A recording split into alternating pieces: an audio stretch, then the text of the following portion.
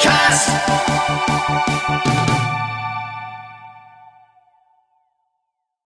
Hi Mark, welcome to KoitCast. Thank you. Nice for having me. It's coming live from the UK. Well, Definitely. yeah, Yeah, we are both alive at the moment, I can confirm that. yeah. We're just holding on here. We've had to. I've got to say to anyone listening, we just had to plough through a whole shed load of technical issues. But we've done it. We're here. We're here. It's happening. We are winners. We are very much winners. Mark, I always start with this one. I always ask the guests, who are you, where you're from, etc. So in as little or as many words as possible, just go for it. Okay. I'm Mark Olly. I'm professionally an archaeologist. I'm also professionally a musician. I play drums, which I've been doing probably as long as I've been an archaeologist. Started both of those things when I was a kid. I've got 9 books out. I've done loads of television and hundreds of interviews. I don't even know where to go from there. You put me on the spot. No, that's good. That's enough, yeah. Mark. I love Absolutely. that. The last TV thing I was doing was last month. So yeah. Wow. Well, we'll get into some of this. What I must point out is I love archaeology myself. I also love music myself. And I love the paranormal subjects myself. So I think this one's going to be a corker for me and hopefully for you as well. Okay. Let's start as we dive into the meat and potatoes of things. What was your introduction to the paranormal world yourself? Did you have an experience or were you just interested? Well, I mean, I can't say I've always been interested because I saw a ghost when I was 7.5. I live in a haunted house, as I discovered from that ghost encounter forward. And that was back in the 1970s. In fact, I think it was 1970 I saw that. And once you get into something like that, you start to research it. You wonder what it is. Back then there was loads of books. You had things like Man, Myth and Magic and, the books on haunted houses, UFOs, spoon bending, Loch Ness Monster, you name it. It was all out there back then, really exploding. So I kind of got that interest in the 1970s. And it just went from there, digging up old things and being on ancient sites and learning about dowsing. And, everything I was doing, I was kind of putting into practice. And that's kind of that's kind of cemented me now as a firm fan of all things unusual, paranormal. I love it. I love it. Yeah. May we delve into that encounter at 7.5? What did you see, etc.? Do you mind going through that? Yeah. I mean, at the time it was interesting. It actually happened in the bedroom immediately above me now, so I hope the ghostie's listening because he's becoming famous. A tall figure stood at the bottom of the bed. I just woke up, saw this figure. Looked like his head was near the ceiling. Victorian green and brown tweed 3-piece outfit, jacket, pocket watch in a waistcoat, trousers. But just kind of, so I'm going to say hovering, but staring at me, just looking down at me. And I thought, I don't like this. It's freezing cold. I dove under the bed covers. And when I came out, it had gone. Now, the interesting thing about this that's kind of it's not textbook, full colour, absolutely full colour, more like a hologram, I suppose, than anything else. But I could see everything behind it. I could see through it to the wardrobe behind. So, clearly not as you would expect. Now, fast forward a long way. 11 years later, I find a photograph of this fella in my aunt's house. And he's my great-great-great-granddad on my mum's side, a guy called Thomas Trow. Fast forward even further, fast forward right up to today. We're now firm believers that this house is a portal. It lets things in and out. It does have permanent residents. There's an old guy and a young lad that live here all the time who we think built the place in 1924. But it's a really unusual house. The line north, south, east, west, 13 windows, 13 steps, 13 rocks on the rockery. It's number 13, built at a time when they didn't build number 13s. And it just has this enormous ability to magnify things that are spiritual, things that are supernatural.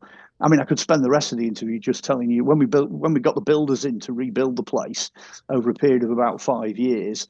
The poor guys were just being mithered constantly by supernatural things. Things appearing, things moving, things disappearing and reappearing later, noises. It's just, me and my stepdaughter live here, and we're quite used to it. In fact, funnily enough, we had some friends around the other day. They said, "When was the last thing that happened?" And she went, "Well, last night." And they're like, "Oh no!" And they're like, "Whoa!" So it's every week. It sounds then like this house was designed for a purpose with what you went through with those 13 this, 13 that, etc. Yeah. I think it's purpose built the way it's built.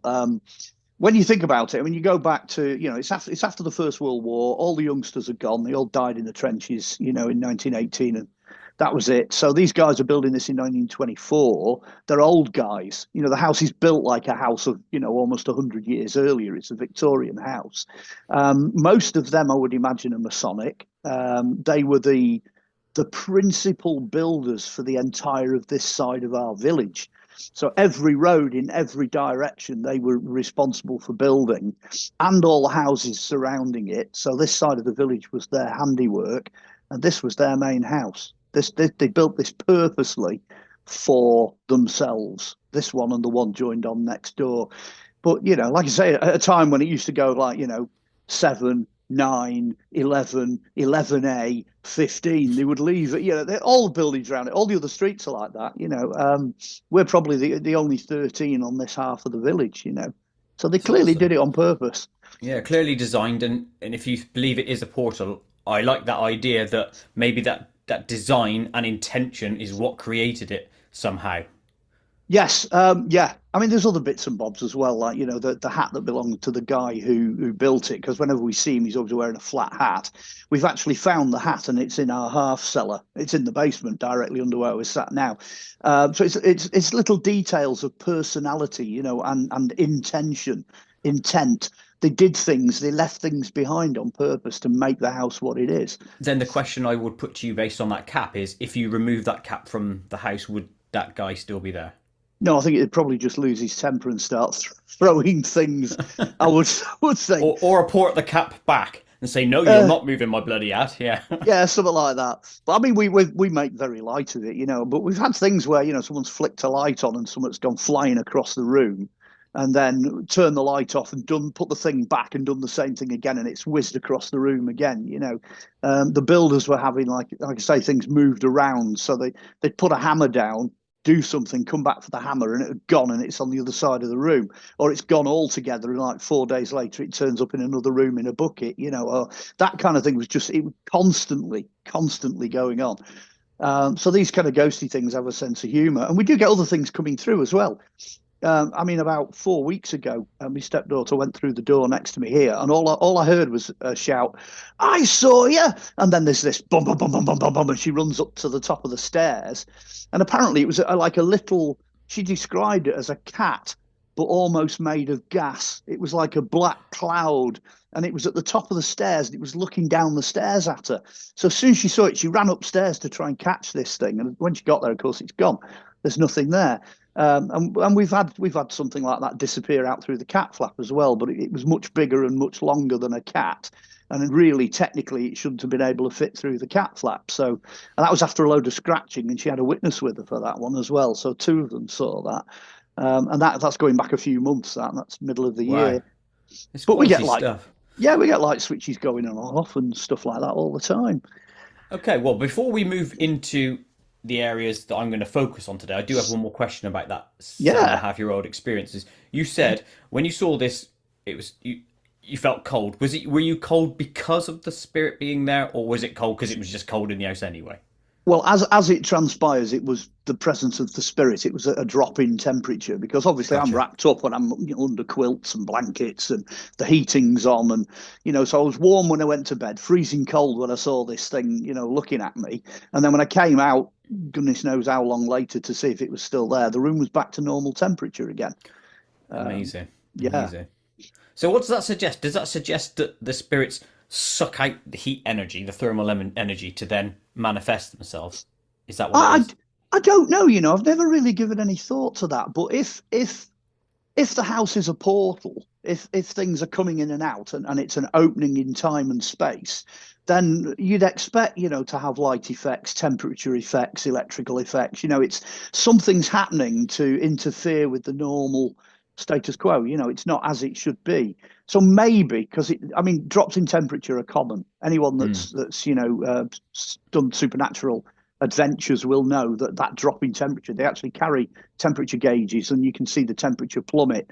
That's part of that phenomenon. But of course, back then I didn't know that. I didn't know what that was. But yeah, maybe these things are coming through from another dimension, another portal, and the way we sense that is to sense the drop in temperature, the change in environment. And the other thing I would have to say on this, what was the point of your ancestor looking at you? Had that single occurrence not happened, then I would probably have not turned out to be the person I am today. Bang on. That's what I was getting at. Yeah. Because that's what I thought. I'm a big proponent of path theory, or nudge theory, I call it, which is something happens, pushes you in a direction. Absolutely. So, 110%. 110%, that changed the way I looked at the world. It changed what I was researching. It also meant that, some of the other paths I've been on, archaeology, the sites I've gone on, ghost busting and all that sort of stuff. I converted from witchcraft initially into Christianity, which is quite common, but that's a spiritual thing, and a whole ruck of things I've done over, half a century, all eventually trace back to that one occurrence. I guess in a way it's just it's ancestors, and it's but it's the supernatural just kind of going, hello, we're here, you need to look at this, have a look at this, and that's kind of that's how I've interpreted it. No, I agree with you, and I think along the same lines. Right, now let's jump into my main topic of conversation today with yourself, which is your book, Europe's Roswell. Okay. 40 years since impact. Now, this one came out in 2023, if I'm remembering correctly. Yeah. So this is the story of hopefully I'll say this right, La Linea. No, I'm not saying it right. I'll let you say it. Right, it's a little village in Wales called Llanilla. See, I would never double have L said is that. double L is the Cla. So it's Llanilla. It's just outside another fairly small town called Aberystwyth that's on the coast of Wales. The actual crash itself occurred in 1983. I was brought in the early 2000s as an archaeologist to have a look at it on the off chance that there might have been more debris or, something buried that had survived. So I came in professionally. The thing that got my attention was the fact that the fellow that invited me in, Gary Rowe, he told me this whopping great big long story about, which I'll tell you in a bit. And then at the end of it, he said, and I've got some pieces of it in my shed, in my garage, in a case. So I'm like, right, we've got physical evidence. That's what an archaeologist looks at. We look at physical evidence. Then I did a documentary, 2008, which is out on YouTube. It's just called Europe's Roswell. And then eventually I got a publishing deal with Flying Disc Press, which is Philip Mantle. Now, he specializes in UFO material. So the first book I gave him was all to do with genetics and DNA and human evolution and stuff. And then the next book I gave him was on King Arthur. So the one after that, he said, don't you think it's time we did something on UFOs, considering that's Come what on, I do. I'm waiting for you, yeah. Yeah, come on. So I said, well, it's been 40 years since the crash. So let's do Europe's Roswell, 40 years since impact, because nothing had ever appeared in print. We'd not actually written it up as a proper thing. And that's how the book came about, So yeah, you're right. Well, I've never heard of it, genuinely, and I'm quite up on a UFO stuff. So would you mind setting the stage on, basically the Gary Rowe story to you? What occurred and what night, blah blah blah. Right. Okay. Well, this is the best I can do with the information available. Gary got me involved because we met up at a conference in Blackpool called Probe, and we met up in the 1990s, late 1990s, with this idea that one day we'd get around to looking at this thing. But it didn't happen. It didn't happen for a long time till we got into the 2000s. The crash itself, you can imagine the scene. It's a little village. It's in the middle of nowhere. There is nothing for miles. It's in the Welsh mountains, so there's absolutely nothing around for miles. A farmer gets up, this guy called Irwell, he gets up, he goes to tend his sheep, and 4 sheep fields, so that's about the size of 2 football pitches, is just covered in metallic debris. There's metal everywhere. Some of these sheets of metal are like 6 foot, 2 meters square. So there's a lot of debris. So his first reaction is, right, okay, it's a plane crash. So he phones the police, and the police say, leave it with us. We'll contact the airbase, the local RAF base, and see if they've lost anything. So he waits, and about 2 or 3 hours later, the police come rocking up, then all the airbase staff come rocking up, and then a load of unmarked cars come rocking up as well. So he says it's like a scene out of James Bond. He said all over this field, you've got police and some police with, big numbers on the shoulders. Then you've got RAF guys, they're running all over the place collecting this stuff together, and some guys with big numbers. And then he said, and then there's these guys dressed in black suits with black hats and dark glasses ordering everybody else around. So clearly the men in black are involved. So I'm going to say that's probably MOD or whatever department at the time dealing with it. Anyway, he said they completely cleared the entire field. Now this, at this point, from what we can work out, is round about the 1st, 2nd or 3rd of January. Because we don't have a precise date for it. The reason for that is nobody saw it, nobody heard it, completely silent. No explosion, nothing. I mean, the farmer lives at the bottom of the hill, so he would have heard it. But once the site was examined, it was discovered that the trees next door to the site had about a 25, 30 foot thing, 10 meter thing cut right the way through the top of it, where this thing had obviously, dropped or materialized or whatever it is it did and gone through the trees. Now, it was clearly not designed to impact trees. So the impact of the branches hitting the bottom of this craft has smashed all the undercarriage off, and it's gone all over the field. But it still managed to fly off. Even though it had lost so much debris, it left the scene. Anyway, fast forward a couple of weeks, and lo and behold, Gary is the local UFO investigator guy. He's the go-to guy for that area. And he's getting newspaper cuttings sent to him because at this point, of course, they don't have the internet. You don't have all this online news. And he gets a newspaper cutting, and it says, UFO crash in the village of Clonilla, and Irwell Evans, found this. And he's like, I know Irwell. I'm going to phone him. I'll find out what's going on. So he phones Irwell Evans. Irwell tells him the same story I've just told you. So Gary's like, right, that's it. We're coming to the site. I'm bringing a team, and we're going to have a look at the site now. So end of January, he goes down there. The fields are completely cleared, but there's still bits of debris, tiny bits of debris trapped in the trees. They never managed to find them all the bits. It's hidden in the undergrowth and things like that. So he gets about 6 decent-sized pieces out. He gets some foil, some honeycomb, and a couple of bits of sheet metal, and one of the pieces is quite big. You can stamp on it. It's big enough to do that sort of thing if you stamp on it. So it's a decent sized piece.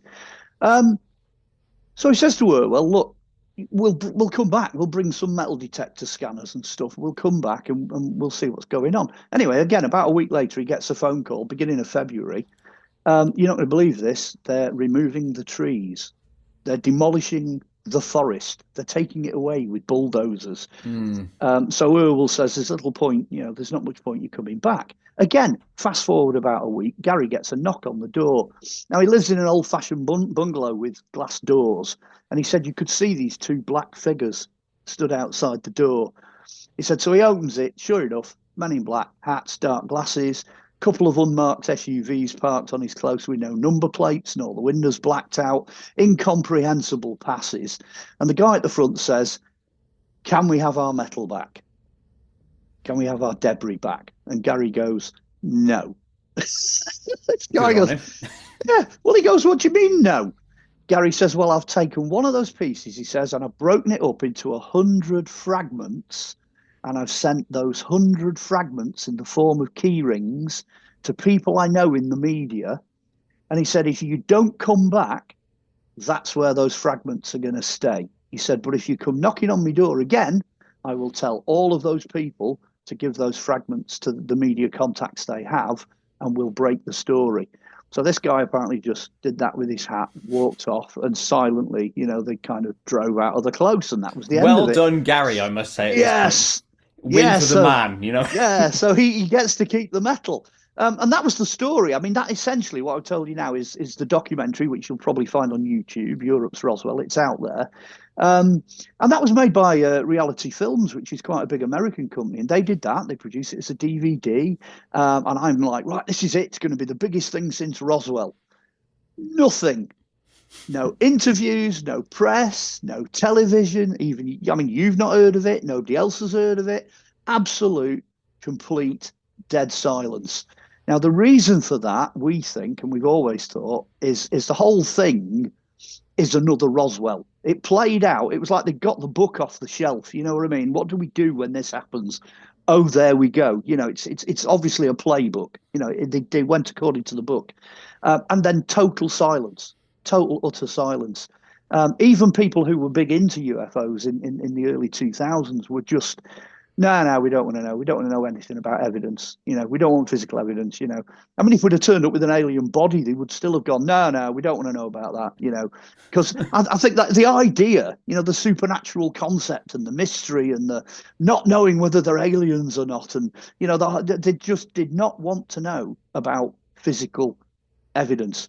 I mean, I'll take a short break now because the good news is we have for the book, which I presume you want to talk about that separately. For that, we've done some different analysis and different tests and things. So I'm glad you said that because that was my next question. What tests have been performed on the metal? Because that would be a natural progression. Well, yeah, I mean, once Gary had this stuff, I mean, the big piece, you can stamp on it and it'll go down and go straight back again. It's really hard material. Obviously, you then got stuck in with like mechanical cutters and drills and all this, that, and the other. Nothing, doesn't put a mark on it. What he did discover is that you can use metal shears like a pair of scissors, and you can cut through the material as long as you apply, you know, just enough pressure and go at it gently. So whatever it is, straight away he realized it pushes back. You know, whatever you put into it, it pushes back. Like that then, shock material on phone cases and stuff. Yeah, you hit it yeah. and it, you know, and which kind of supports the idea that if this thing was going slowly through trees, that's why the trees did so much damage, because it's not designed to do that. Maybe it's in a pressure bubble, or it's designed to move at high speed, or, you know, it needs that push. You know, if it slows down in trees, then it's doomed. So that's where that kind of came from. Anyway, into the 1990s, he had some friends at British Aerospace. So I'm going to call this test number 1. This is the UK, the English test. He sent it to the laboratory at British Aerospace, and they said, well, it's going to cost us an enormous amount of money to actually start to do any kind of, you know, proper tests on this. But as far as we're concerned, having given it full examination, hardness tests, scratched, you know, looked at, examined, they said it looks very much like duralumin. Now, duralumin is a trade name for all kinds of different forms of aluminium that started development in the First World War. It was developed for airships. And they said, well, that's probably as much as we can tell you. The hardness tests and all the rest of it, it's unusual, strange material. It's not one of ours. We don't know what it is. And that's where everything stalled. It kind of parked like that in the early 1990s. Fast forward again, all the way to the documentary came out. We didn't get any more information for that. We approached Philip Mantle with the book idea, and Philip's like, I'll tell you what, we'll do it again. We'll do another set of tests. So sure enough, Gary sends him a couple of pieces of metal, and he sends one off to Australia and one off to the USA. And then it gets a bit weird at this point, because the Australian one comes back and they say, we've done the tests. We can't really tell you what it's from or why it's this particular mix of different, you know, components to make it. But we kind of think, but we're not sure, but there's a resin. So it's in 3 layers. There's metal, resin, and then a coating. And they said the resin looks like this particular type of American glue.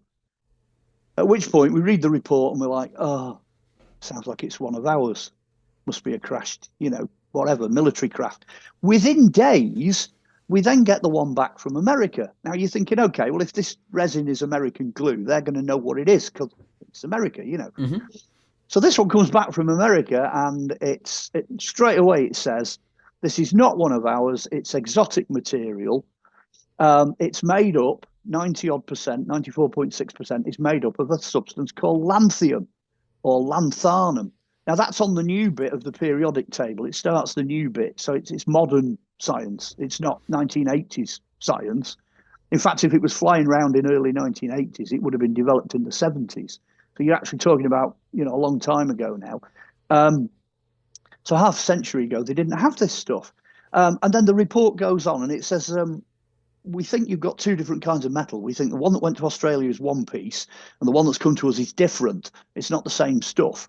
We can't photograph it because it bounces any kind of, anything we fire at, it comes back. So we're just getting distorted photographs of it. So it looks a bit like stealth technology. But the thing about lanthanum is it's everywhere. It's literally in everything.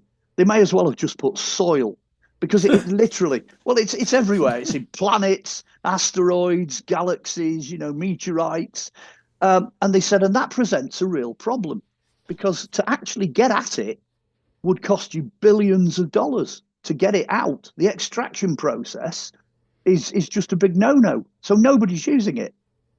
Is that because it's such small parts per million and that you'd need such a large amount to get a workable sum? Yeah, okay. Yeah. And then the next thing is, but the sheep fields the size of 2 football pitches are covered in this stuff, and some of the sheets are 2 meters, 6 foot square. So one of those pieces, there's more lanthium in one of those pieces than mankind has ever refined in its entire history. It's out of this world. So then that leads into the obvious, thing. Is it one of theirs? Is it one of ours? Or has it been back engineered? It's got to be one of those three, one of those 3 categories. The bit that's not in those reports are in the book. Don't get me wrong. We put everything in this sentence is in that book. So clearly, at least 1 out of 2 of these is very obviously, very exotic, and it's not duralumin. There's no aluminium, very little aluminium in any of this at all. Anyway, we just, and this is not in the book, we just sent another one off to a laboratory in Greece. So we've now got a Greek analysis. They've sent back very similar results to both of the other tests. So what they're saying is there's a lot of stuff in this that basically comes from planet Earth. There is a lot of stuff in here, but the way it's been used and what they're trying to do with it is still very exotic. It's not something, this does not look like something we would produce. And then we've always suspected, because it's covered in these hexagons, they're like rubbery hexagons, one surface. And we always suspected that those hexagons had a real proper technological purpose, but we didn't know what. And the thing with the Greek analysis is they've come back and they've said, those hexagons are actually conductive. And it's almost like the entire of that surface is a printed circuit. And if you could control what was traveling electrically over that surface, you would literally have the entire ship as one giant circuit. You could send things through the hexagons anywhere, absolutely anywhere across that surface. To make it do X, Y, or Z, like become invisible, that's an example. Well, yeah, you could do. Yeah. You could send a charge across it, and or if it's interdimensional, or it's time traveling, or whatever it is, it's some part of the mechanism, And putting all this together as well, we kind of concluded that we've got the inner shell, which is this sort of inert stuff they thought was perhaps aluminium. You've then got the internal structure, which is the honeycomb, which is then bonded to that, and then above the honeycomb, you've got the outer shell, which is the one that, again, has this strange resin substance, but on the outside has the hexagons. So we've now got this composite shell, and it's curved. So when we did the DVD, we reconstructed it as a saucer shape because that adds the curve to it. But it's all piecing slowly together. We're getting little bits and bobs.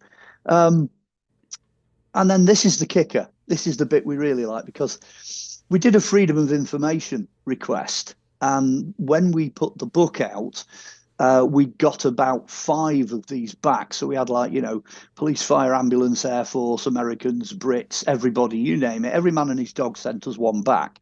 No, we haven't got a clue. No, don't know what you're talking about. I haven't got the foggiest idea. No, this didn't happen. There's nothing in our records, And we're like, right, that's it. That's the end of it. About 3 months after the book was published, we got this Freedom of Information request back from the Central Office of Information at Kew in London. It's Kew Gardens. It's a location. And these guys have everything. It doesn't matter, whatever it is, they've got it. And I can always imagine this bloke or this woman sat there going, what do I do with this request? How do I respond to this request? So they sent us back. We can't possibly comment on this incident because it's still covered by the, Official Secrets Act. So we read that and we're like, okay, you've just confirmed that it happened. Yeah, literally. You've just told us. You've got a record of it. You've just told us it happened. And then a bit further in this thing, it says, the reason we cannot release any details is that the people that were involved in this incident are still living, and under the 70-year, Official Secrets Act, we cannot release details of these people. And we're like, right, well, you've just told us there was a recovery crew. You've just confirmed that there were people on the site doing stuff, and you can't tell us who those people were. So, bless the person that sent that, because that's it now. We've got official confirmation. The crash definitely happened. It happened at that location at that time, exactly as we said it was. So we know for a fact now that it's in the records. That happened. The eyewitness account by Irwell, that's 100%. We've got the recovery crews. There are people involved in that. This is real. And join that to the fact we've actually got pieces of it, then that's it. You've got your witnesses, you've got your people, you've got your site, you've got your debris, you've got your analysis, and on the press, there was only ever one press article, same as Roswell. It only appeared the once and then it vanished. That was it, and the whole thing just came together in that one release. So at some point I need to update the book and get that in there. But the wording, Yeah, definitely. There's a couple of things here. One is that obviously there's a 20-year wait or whatever it is. Oh, it's 70 years. It's 70 years from when it happened. From the time of the incident, yeah. And when did it happen again? Sorry, did you say 83? 1983.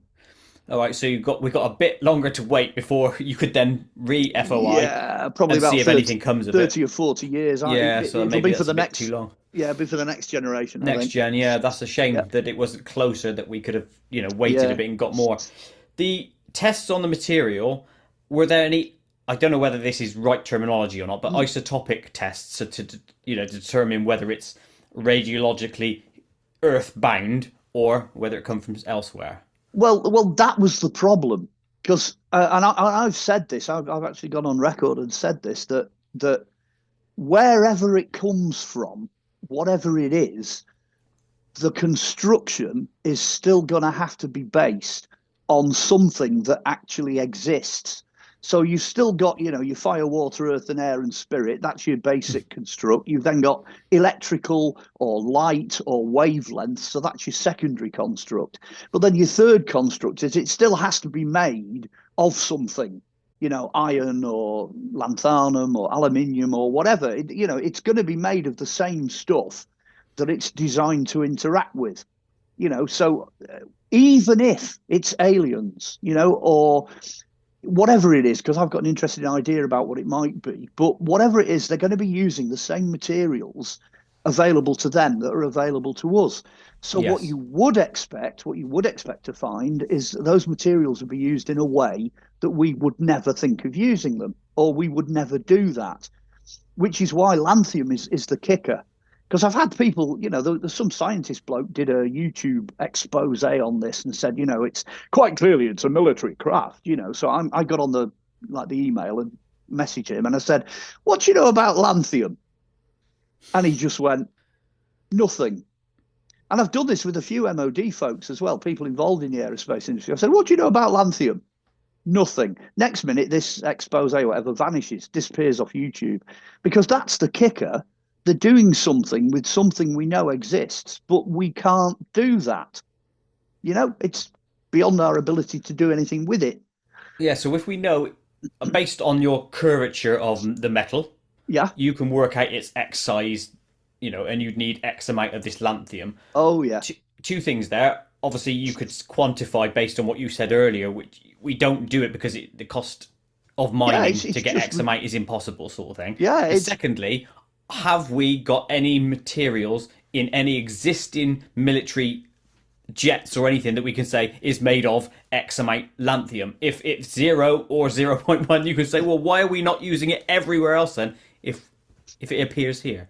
well, that's the double whammy because number one, the answer's no, we don't use it. It doesn't exist. It doesn't even exist in satellites. Even NASA are not mucking about with this because it's cost prohibitive on a huge, enormous scale to mine this. So as far as, I mean, this is a long block of research, and all the research we've done, nothing, absolutely zippo, nothing whatsoever.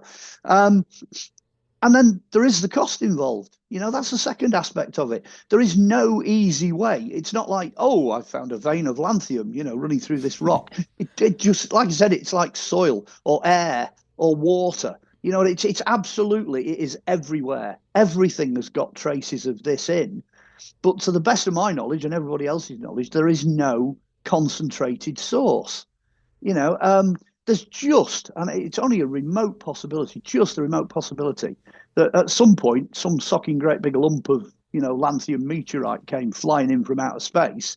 But then, a meteorite of a sufficient size to give you this amount of lanthium would cause a huge amount of damage. So it's, maybe it's one of these, it's going to be one of these exotic materials they're looking for on, asteroids and comets and things like that. You're not going to find any of it down here. A supplementary question I have for you, right, is when you said it was lanthium is one of the new things to hit the periodic table. What was the date that arrived on the periodic table? I can only hazard a good guess at that because that is actually a really good question. But I mean, when I was at school and I was at college, I studied geology. So, right, okay, 1970s, 1980s, it definitely wasn't there. That periodic table didn't exist in the form it exists now. So I'm going to say it was added after the 1980s. After the crash, you see, and that's the interesting thing. Is it added as a result of that? Yeah, well, this is it. Who knows? But I think we know about lanthium because our analysis methods have improved, and the extra bit on the periodic table has been getting larger. They've been adding extra things to it. Even some things that were theorized to be there now have been proven to be there, and it's been added on. But it's only, I mean, that new periodic table's only really been in full use in the 21st century. We're using it now and using those elements now. I mean, there is the interesting, if you go to back engineering, what was around at the time of Roswell, 1947,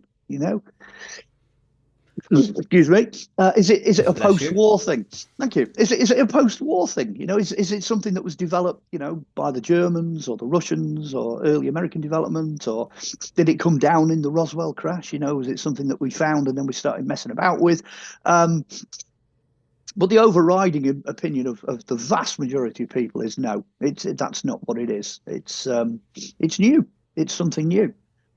I like this thought that the periodic table can get updated clearly from man's scientific endeavours. Yeah. But I also like to add on, is it now updated because of scientific endeavours or because of things we found or have been donated or we've shot down or X, Y, Z, It's sort of theoretical, but it's interesting to think about. Yeah. Now, one other thing, before you get into what it might be, which was your phrase you posed to me. When you were there as the archaeologist, what did you find? Well, I've been to the site a few times. I went there to have a look at it initially and scout it and chat to Irwell. Because we had the newspaper report, by the way, it's worth saying Irwell didn't want to go on camera. When I went back to film the site, he just went, "Oh, I've not got anything else to say, just use that." It's a boring site, okay? You think flipping, middle of the desert at Corona looks boring. This is even worse. I mean, most of the fields are limestone rock with grass growing over the top, hence the fact they only graze sheep on it. When I did the documentary, I mean, people were like, "Well, why didn't you show the crash site?" I'm like, well, actually, I did. There's a panning shot of fields covered in snow right at the beginning, and it is so boring that people miss the fact that it's in there. It's just white fields as far as the eye can see. You know what I mean? There's just nothing there, and now they took the forest away. It's even worse. It's just a big open space. So I've been back. I had a look, had a good poke around. I was kind of hoping something actually hit the ground, because if it had hit the ground, it would have driven something Yes. into the ground, which is me as an archaeologist, I'd be in there. But no, there's actually no ground for anything to be driven into. Once you get through the sort of top 6 or 8 inches of grass, you're on limestone. It's the side of a mountain. It's the bottom of a mountain. So there really wasn't anything for me to do, and it was clear that the cleanup operation had done a pretty amazing job. They must have gone over it with metal detectors and pick Sure. out everything. Does this mean that there was no gouge per se in the No, landscape, even if it's no, only 6 inch deep? no, absolutely no gouge whatsoever. Okay. The gouge, if you like, was in the trees, because it Yeah. had took a significant amount of it was like a corridor. Gary described it as a corridor. You could see where this thing had gone through and cut the tops of the trees off. And all of that then was exploded forward across the fields with the debris. You had the tops of the trees all scattered over the first bit of the So you field. can clearly see a trajectory of Yeah, debris. Well, that tells a story in itself. Something has definitely come from the sky, created blah. yeah, It's yeah. And interesting. then and then went. It flew off. That's the bit that's blown everybody's mind. The How do fact that we? Right, a question is clearly that, right? Because if there's no yeah, gouge and there's no landing marks, etc., it's yeah. clearly flown off. Do we have a visual report of someone seeing a craft fly off, or is it just that's what we assume? No, not as such, but there are witnesses at the beginning of January, so either side of sort of New Year, Hmm. going into that first week, there are witnesses that have subsequently come forward and said, I was an art student, I was in Aberystwyth, I opened the curtains on New Year's Day, and I saw this thing coming up out of Cardigan Bay, this lit up craft, and it shot inland. But that's it, as far as the story goes. Now, that particular lass, it was a shame because I met her at a conference and she said, "Oh, I took a photograph of it. I'll see if I can find it and send it you." Because she was being an art student, she had a camera handy. Anyway, I never got the photo. But it's in an area that it's the lower part of what's known as the North Wales Triangle. This is why Gary had his UFO group based where it was, in this upper part of North Wales. I've seen UFOs flying around up here. There's hundreds of people have seen them. They fly test planes out of a couple of the airports up here. So we have been fooled in the past by things which have later turned out to be, legitimate MOD test things. But there's a whole wedge of stuff, hundreds and hundreds of sightings over half a century that doesn't fit that category. It's a known hotspot. For these things, for these strange flying craft, flying lights. I was in that area not long back, actually. Earlier this year in June, we went on 2 holidays to that area. I didn't see anything, so clearly they don't exist. You Well, know how that works. you could have come and visited me because I'm only on the Welsh borders. Oh, So are you? Oh, fair yeah, play. I North mean, Wales, where do you live now? between Manchester and Liverpool. Oh, okay. I'm in Gloucester, so in the join of Ah, Wales and England. Yeah, not too far, but well, yeah, nice area. Well, a lot of walking there, and I agree with what you said. There's nothing there. A lot of it is just openness. open space. Yeah, Yeah, yeah. a lot of open Quality, space. quality. Right, let's dive into your what it might be. I'm keen to investigate that. Oh, okay. Well, it used to annoy me in the UFO community because people would say, right, these come from, somewhere far out in space, or they'd come out with this, they're time travelers, they're coming from the future, they're giving us all this technology, they're changing this. And I'm thinking, right, hang on a minute, we've got a lot of problems here. First of all, you can't just keep popping in and out from outer space because we've got two Van Allen belts full of debris. And I'm not even convinced we made it to the moon. You know what I mean? Anything that gets up there is just going to get shredded.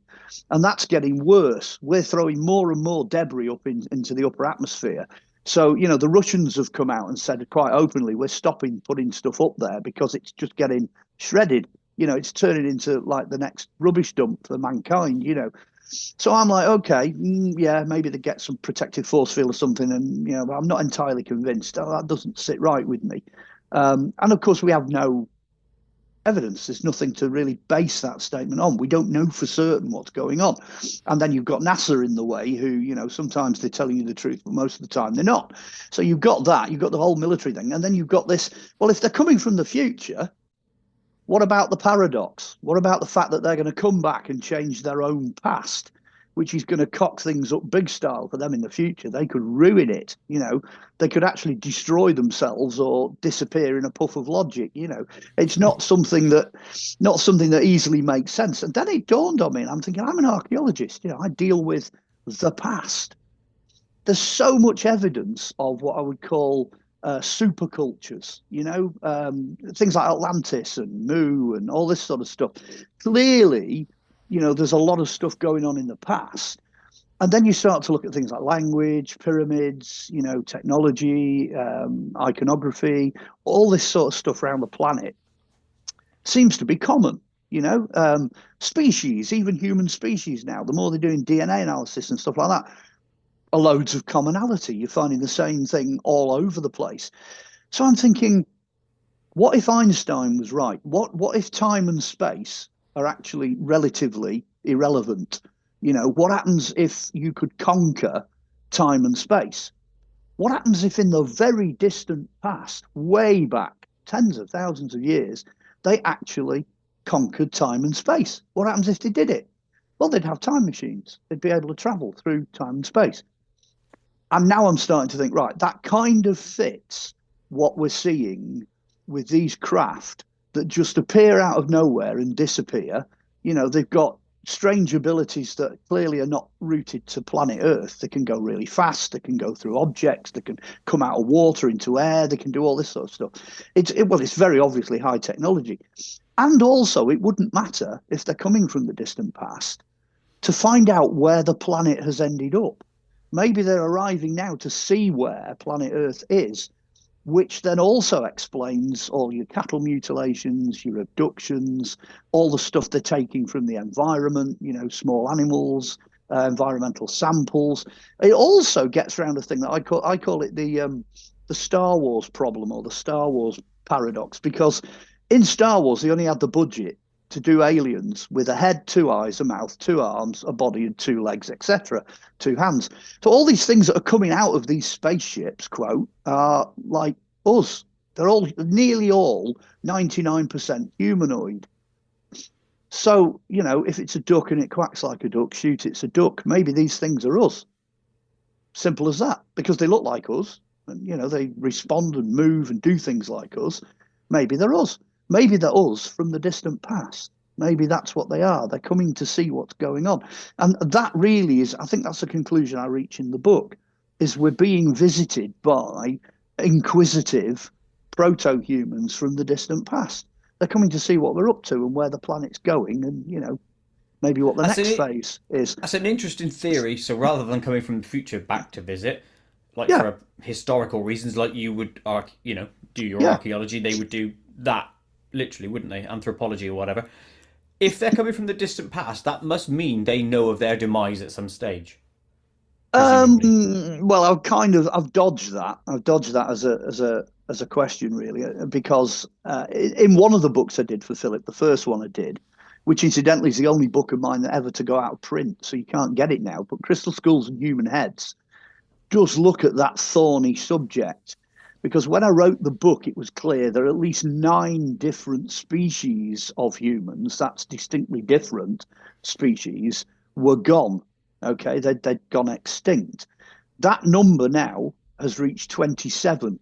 There are 27 different known genetic species of humans that are gone. They're just not here. The last of them only died out about 450, 500 years ago. And that's the guys with the elongated crania, the guys with the stretched heads. Excuse me. They only disappeared with the Spanish invasions of South America. But they were around through most of history. They just don't get a mention. They're kind of ignored. because of this idea that, things are not getting better, we're not evolving. At the end of the day, species are dying. We're losing them every year. We lose 3 or 4 species every year. White rhinos went last year. Pandas are going. The list is endless, which is not evolution, it's devolution. We're devolving. So as you've rightly pointed out, maybe we're going to hit a point. I don't think we ever end. We don't get to a point where, you get the end and the titles roll. I don't think we're heading for that. But certainly the diversity that we once had is gone. Geologically, there's no doubt about that. There's far more species dead than there are still alive. That's the ratio. Is quite shocking. Do you think that's the path to perfection for species? I.e., we're getting rid of the dross, so to speak, so that the strong survive, and naturally, as you do that, that gets less and less over time. Or do you think it could be like the cycles of the planets around the sun, etc., where you'd have an up and down, loads of species, less species, loads of species, less species? I'd like to think it's the second one.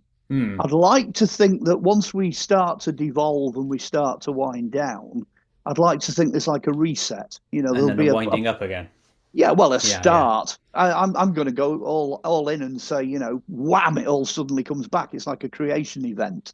Not in our time scale, but certainly in a celestial time scale, and it's all back again, and it starts again. I'd like to think that's where we're going, but it's not survival of the fittest. It's survival of, to be honest, the most barbaric, warlike, aggressive. We are not the best of the species that there's ever been, and there is evidence that we are responsible for the ending of some of those species, the lines. There was definitely a point where we went to war with the Neanderthals, for example. There's enough evidence to suggest that we were, shooting them, hunting them, interbreeding with them, chucking them out of the areas they're in. And archaeologically, I mean, most archaeologists know this. If you get Homo erectus, you get us human beings moving into an area, there is almost immediately a drop in species diversity. All the other animals, all the diversity, everything starts to reduce. We're essentially the grey squirrels. Is that what we are? Yeah, that's a nice way of putting it. Yeah. We are the grey squirrels of the human race. So, go back, a couple of thousand years and you'd have run across Homo floresiensis, who's 3'6" high, tiny little hobbit people, giants. I'm quite willing to accept giants. I think that we had a huge species up to 30 feet. That was the diversity and all different kinds in between. And now, well, there's just us, mostly. Yeah, I like it. So, old species from the past. I'm going to be stuck on that one for a bit. Okay, have a think about that. I will do, because when new things come across my brain, I will ponder it for a long time, and then no doubt I will bring this up on future KoitCast with people. Well, just to get you started, let me chuck this one in. We have got Paracas skulls. Okay, they turn up in cemeteries in South America. Some of the Paracas skulls, the cranium, the top bit, is 3 times the size of ours. And the evidence now is saying this is not artificial. They are born that way. It's genetic. There are aspects of that which you'll discover on your travels that we can't fake. So these guys are walking around with these great big enormous heads. Well, imagine one of them being born with the capacity of Einstein. You've got 3 times the capacity of Einstein. It's like an enormous wet computer. This brain is us, but on speed. It's enormous. It's a huge brain. Imagine getting, I always say this story, imagine getting 10 of them. There's 10 of them sat in a room, and you walk in and you go, right, I need the calculations to build a pyramid. Right, 5 minutes later on the back of a notepad, there you go. That's how you do it. Because that's what they are. They're enormous walking computers. They've got sensory capacity, they've got calculating capacity, they've got things going on that we don't have and we've never had because we're not that species. Well, they're the ones we only lost about 450 years ago. A moment ago when you said imagine these guys with these long heads, I was thinking you were going to say imagine them being born and the woman going, oh, that's a big bloody head pops out. That's one of the evidences that it's genetic, actually, because they've got newborns in the cemetery that were born but didn't survive, and they've got the long heads as well. But if you think about it, the head comes out first. Yeah. So it's because it's that shape. It's not the circumference isn't any bigger than a normal baby. Gotcha. Yeah, yeah, It's yeah. just longer, so it's just going to take longer to come out. It's just adding another, level to the labor process. Yeah. Immense, immense. Um, okay. Are there any more plans to get the metal tested again, like other tests you've thought of since? Obviously, it's gone to the Um, Greek one recently. Any others planned? yeah. I'm gonna say no, and the reason I'm going to say no is that obviously the material we've got is very valuable. So Gary guards it. He doesn't keep any of the material at home. He keeps it locked up on another location, Yep. and he guards it very jealously. And there's more to be done there because we've got the foil. We haven't tested any of the foil, so we don't know what that's made of. Um, in terms of research, we're going to carry on. I think we'll carry on discovering things. I mean, one of the people involved in the circle of comrades that have been looking at this, an independent researcher recently went off and did a complete, and I mean a complete trawl of everything, all the records that were available, everything. Just did this massive study, and did come up with some interesting bits we'd missed. Like, for example, one of the tail bits of a stealth bomber fell off at some point in the early 80s, and was recovered. But that doesn't, the dates, the time, the location, and all the rest of the information doesn't tie in with what we've got. But it was interesting to know that there are bits of aircraft dropping off, and occasionally they do hit things and stuff does go wrong. But this was another good aspect of it. Even though that was just physical research, there was nothing in that physical research that ruled out the case that we're looking at, the crash that we're looking at. Nothing new came up that impacted on that in any way. So we are still doing that. Testing, though, sooner or later we're going to run out of fragments to test. Gary only sent Philip, I think, only sent him 3 pieces, and all 3 pieces now have been used in tests. So if we go back again to do another ruck of tests, we're going to have to go all the way back to Gary and the original material. I mean, if anything happens to Gary, I don't know what's going to happen to the material. I presume he's made arrangements for that to be, Hopefully, yeah. yeah. I mean, he's that kind of bloke. He will have done. He'll have it sorted. Like when you can test and get the composition of material. Yeah. I don't know if you've seen the Skinwalker Ranch thing when they do the electron whatever test. And Yeah, they fire the gun at it. Yeah, the electron microscope or whatever it is. Has that been cross-referenced with other assumed alien technology, metal fragments or whatever, and found that there's a similar signature? Well, first of all, let me say yes, we've done it. We have done that. We've fired stuff at it, and we know what the composition is. And at least 2 of those compositional results appear in the book: the one from Australia and the one from America. And it's very clear from that they are 2 different pieces of material. They look very similar. They look the same. We always assumed for years that it was the same, but they're not. They're actually 2 different component parts. Having said that, I would have expected to get the phone call from, say, Sky to ring me up and say, we're doing a program on UFO fragments. Can we have yours? Okay. Well, to the best of my knowledge, Gary's never had that phone call. I've never had that phone call. The guys at Reality Films never got that phone call. And Philip's never had that phone call. Nobody has actually come to us and said, give us a piece of your metal so that we can check it against other pieces of metal. Nobody's done it. And again, it's back to what I said right at the very beginning. I think it's this idea of keeping the mystery going. They're pulling all these bits of metal and implants out of people and balls dropping out the sky and all this sort of stuff. They're picking it all up and they're going, well, it might be. We've because done they want this to keep the money train going. Do they? Is that what they want to do?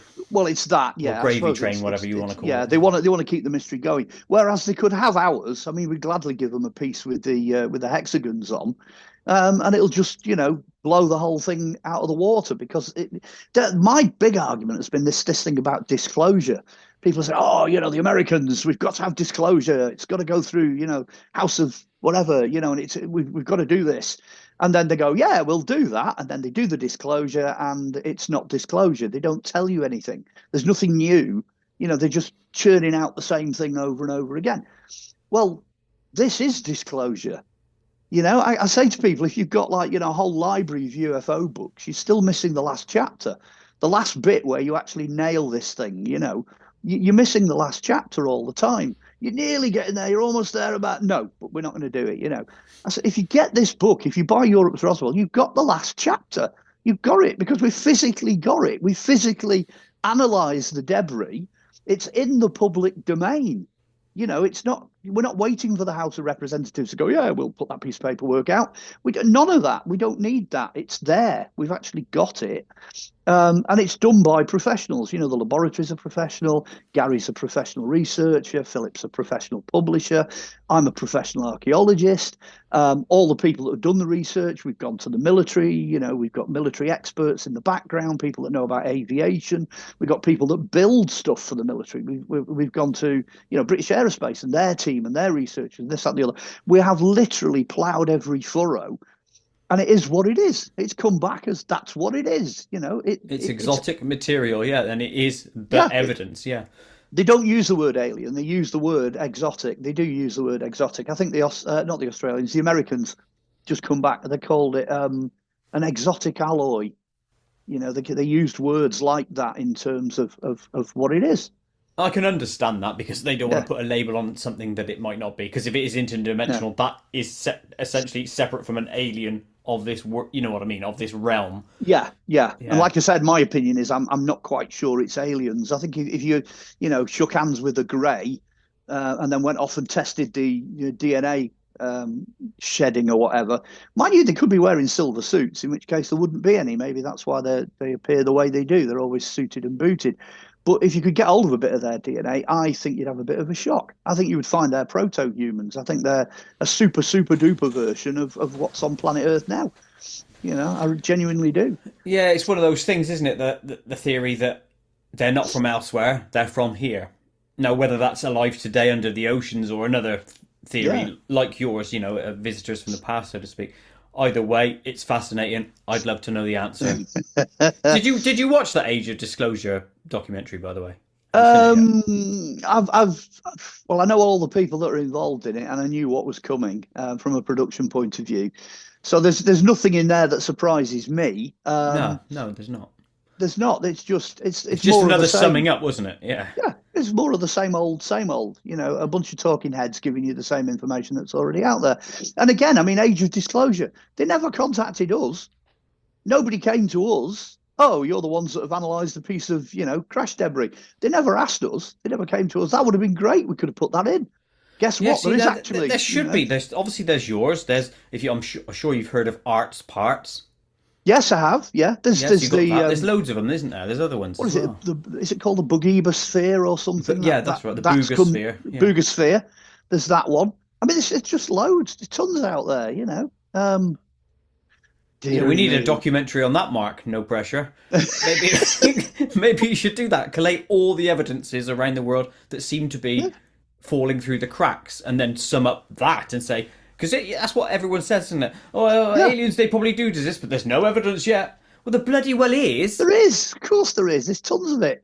Yeah. I do. I am in contact with other producers, and I do know one or two producers and whatnot out there. And I do know one or two TV channels as well that are kind of edging that way. They're going that way.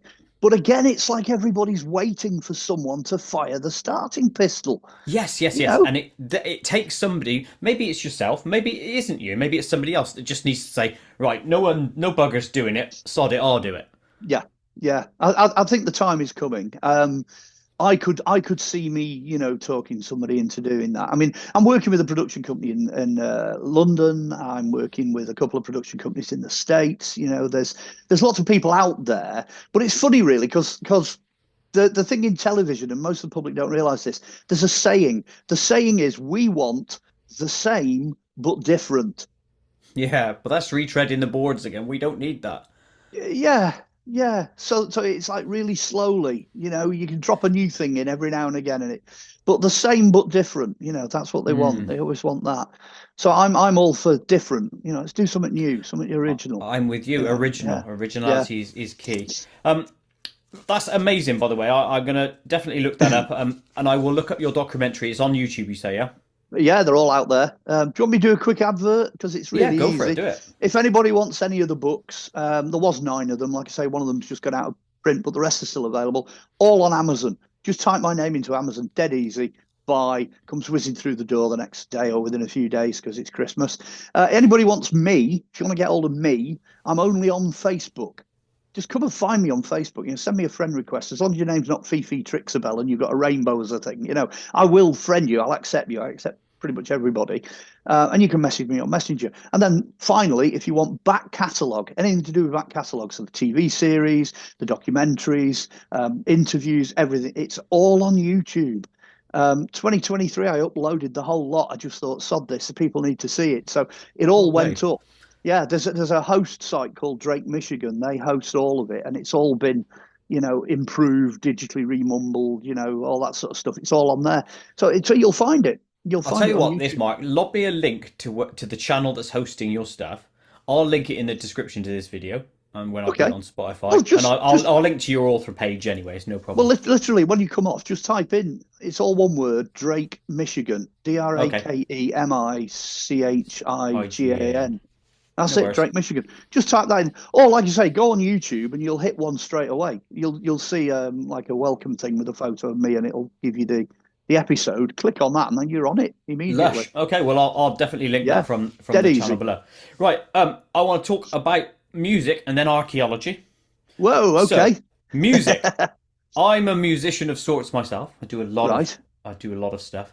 I want to know, what was your musical journey? When did it begin? How did it manifest? Etc. Etc. Right, how long have you got? Oh, a couple of days. Okay, Go for it. well, I've got. I mean, the credit goes to my dad for starting me as an archaeologist because he was a volunteer digger. So he dumped me in a hole when I was 8 years old and said, dig. That's how that got started. Well, the credit goes to the same mum and dad for getting me into music because we had a music room. And I started very, very young. The credit, actually, I can take the credit back another generation. My great grandma on my mum's side only lived long enough to see me reach 18 months and then she passed away. But on that Christmas, she gave me a tin drum, which back in the 1960s, they were proper hardcore with wooden sticks. Now, apparently, over the next 12 months, I beat this thing out of shape till it became dangerous and it ended up being thrown in the bin. But then I still had sticks, you know what I mean? So for like another year or another 2 years, I'm beating everything senseless. I'm playing everything in the kitchen. I'm playing furniture. I'm doing damage all around the house. So comes to the 3rd birthday, which coincidentally is my birthday's in 3 days' time. Happy birthday for then. Thank you. And when I hit that birthday, based on what I'm about to tell you, I will have been sat behind a drum kit for 60 years because the 6th of December, when I was 3 years old, they bought me my first drum kit. So I had this little red sparkle Premier thing with one drum here and another drum there, and tiny cymbals, and it was a gorgeous thing. It was a thing of beauty, but it was a real drum kit. So I stuck at it. Fast forward a bit, I get into my teenage years, and my mum's on the piano, and my dad's doing stuff, and I'm playing the drums, and my mum and dad actually did it old style. You'd have somebody playing the bass parts, and then somebody at the other end of the piano playing the Oh, high cool. parts, which is honky tonk. It's a boogie woogie and honky tonk. So I grew up with all this, big band stuff and blues, and honestly, my background is obscure like you wouldn't believe. And then I went to see Led Zeppelin. Song Remains the Same when I was 14.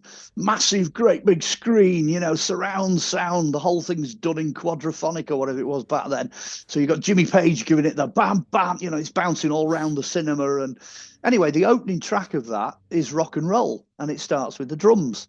So there's Bonham, best drummer of all time, starts that first track.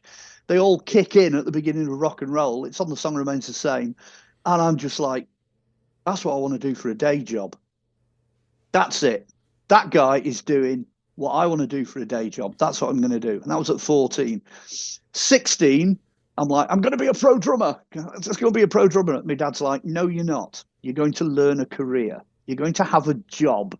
He said, you do that, mate, and you're out of this house. Anyway, that was at 16. So I went off to art college, did me 2 years at art college. Obviously, art college back then was fab. I met loads of people. I'm doing loads of stuff. I'm quite good at playing. So, I get involved in loads of projects. But by the time I'm 18 and I leave art college in 1980, Margaret Thatcher, of course, had wrecked everything. She destroyed further education. You couldn't go anywhere because she'd cut back all the places and everything. So now I look at my dad and I go, guess what? You can't stop me now because I haven't got anywhere else to go. I will be a drummer. I can remember it quite vividly. I was sat on top of a multi-story car park with McDonald's milkshake, and a lovely sunny day. And it was summer because it was summer in that particular year. I'd finished that year in art college, and I thought, do you know what? I'm just going to let it flow. Let's go on holiday. Let's take a year out. Let's just go and see where this takes me. 2 years later, I got my first record deal. I'm working professionally in a recording studio, several recording studios, as a session drummer. And for about 40 odd years, I never came back off holiday. I just stayed on permanently on holiday. So it was band after band after band after band after band. Fast forward again, get into the 1990s. I think it was 1994. I was, again, constantly in demand. I'm an odd character, right? Because I've never smoked, I've never took drugs. I was teetotal at this point. So people are like, wow, he turns up for a recording session. He's wide awake. On time. He's learned the material. He's here on time. He's not stoned off his face. And again, I've got this technique I'd learned off Mike Oldfield for how to learn songs using blocks. So I could go in the recording studio, stick the headphones on, they'd play me the song, and I'd just go, right, I'm ready. And they're like, what do you mean you're ready? You haven't got the drum dots. You haven't, I'm like, no, I'm ready. And I'd just play it. So I'd get paid for a day's work, which had actually only took me about an hour. I'd done it. I'd nailed it. First couple of takes. And again, I'm replacing drum machines in people's compositions because they want live drummers rather than, nasty machines and all this. Anyway, it went on till 1994. 1994, it all took its toll. I was just doing too much. I was working too hard. I was DJing, I was road crewing, I was comparing, I was doing all sorts of other things, studio production. My spine collapsed in 1994, and it took 2 years to 1996 to actually fix me. I ended up in a wheelchair. It was a real bad scene. Oh, wow. And I had to just tell everybody, I said, I just can't do this anymore, But the physio said, you're going to have to carry on playing. He said, you can't stop. He said, that's what your body's expecting. You'll end up worse if you stop. So I gradually used that as part of the physio to work back, and I got back into mobility again. And I was offered another record deal in 1996 with a band I was working with. And that was it, really. I just had to say, I said, lads, take it. I can't come with you. I'm a liability. I'll just hold you back. Just go. Just go. In all of that as well, I'd also done band management. I'd worked as an agent. I'd got my own company. So I knew all about self-employment. And limited company status and all that stuff. So all that technical side of the music industry. I went off to a big conference in the city while I was still invalided and met loads of contacts and just carried on. And I thought, what can I do? Oh, I know what I'll do. I'll go back to archaeology again and I'll write a couple of books. So I wrote the first 3 books. It took a while. Celtic Warrington and Other Mysteries, doing a local history thing because I couldn't go very far, couldn't travel long distance. The phone calls still kept coming for me to do drumming right up to about 2001, 2002. They just wouldn't leave me alone, and I just, it took that long, to stop that gravy train from running. But even then it didn't stop because I'm still working with amateur bands. I just can't work pro. And then I get a phone call from a friend of mine who's a lecturer at Chester University here, and he's in the media department. And he said, ITV like your books. Do you want a TV series? So I'm like, yeah, all right then. So 2004, we did a pilot. 2005, we started Lost Treasures, which is this archaeology adventure series, which you'll find on YouTube. And that kept going. It just kept going. We ended up doing 22 episodes. We did specials for Sky, so that was like a whole new career. All of a sudden, from hiding behind a drum kit with a wall around me because I didn't really want to be at the front, I'm now the presenter. They said they would only take the series if I presented it. That was it. That was the deal. Right. We'll Well, have. before we jump into that and your archaeology side of things, I Oh, do by want the to way, touch on. I'm still playing. I'm still playing. By the way, I'm in a Good. band called Wolf. Well played. Does this mean then, as a session drummer, that you were on a shitload of songs that we all know? Yes. That's amazing. Do you get credit for that, or is it just you are there, you get paid X amount of time to do your drumming, and then you bugger off and you've got no right to royalties or anything? Yes, it was the second thing. Hmm. Yeah. When I was younger, in the 80s, 1980s, I didn't realize that if you went for an audition or you went to do a demo, very often they would record that. And then eventually, a couple of years later, when they were in the studio and the album came out, very often it was your drum lines that ended up on that final recording. It might be somebody else playing them, or they might be programmed, or, that particular band lineup for the release of the album might not include you. So certainly through the 80s, I fell foul of that quite a lot. I'll try and give you an example. Yeah, they're Um, essentially using your patterns of drumming, yeah, I and went you to don't an get credit for it. Yeah. Yeah, 1980. I went for an audition in London. I turn up at this warehouse thing, and there's a little band set up. They provide you with a drum kit. There's a guy who I assume was American, this young fella with a guitar, and he's obviously everything revolves around him. And he's got this coloured guy who's a bass player who he's brought with him. Turns out he's from Canada, the bass player's from America, and they're looking for a British drummer. So it's an audition. So I didn't think anything of it. This fella just says, "Well, I'll tell you what, we'll record it. We'll record the audition. We're doing this with all the drummers, so we can go back later. We can have a listen. We can pick out the one we want," which, as it turns out, wasn't me. So he starts picking away on this guitar, and I'm thinking, oh, I don't know where this is going, but we'll see. They didn't send me anything beforehand, so I'm clicking my stick on the side of the snare On the drum rim, yeah. Yeah. on the rim, and then right, I know where we're going now, and then it's like 1, 2, 3, and we kick in and we play the song. And he mumbles some words and sings along and this, that, and the other. So I'm minding my own business, and it might have been 1979 actually, going into 80. But I'm going to say 1980 actually. I think it's beginning of the year, start of the year, because I remember it being freezing cold in this warehouse at the start of the year. Later on that year, so end of the year, I can hear this tune playing in the background on TV, and it's on flipping Top of the Pops, and I'm thinking, what the hell's this? And I could hear me clicking, and I'm thinking, what's going on? What have they done? It's only flipping Brian Adams, Run to Oh, You. quality. It's Run to You, because that's precisely what he did. He was Canadian, the bass player was from America, the drummer was British, and it came from all this, that, and the other, and lo and behold, and I thought, oh, okay, well, there's not a lot I can do about that, is there? I mean, I can't even prove it. You know what I mean? 1980, you can't, go back. There's no emails or no paper trail or anything like that. Just a phone call from an agent saying, come down. And that's not the only time that's happened. It's happened many, many times with different things, people I've worked with over the years. But for me, it was, well, I mean, I got to meet him, but I've also got to meet dozens of other people. I sat down the other day because it's like a past life. We're talking about a Hmm. past life here. I mean, I was professional for 21 years. So you can imagine if you're doing that and you're doing sessions, I'd clocked up about 60 odd bands before I packed it in.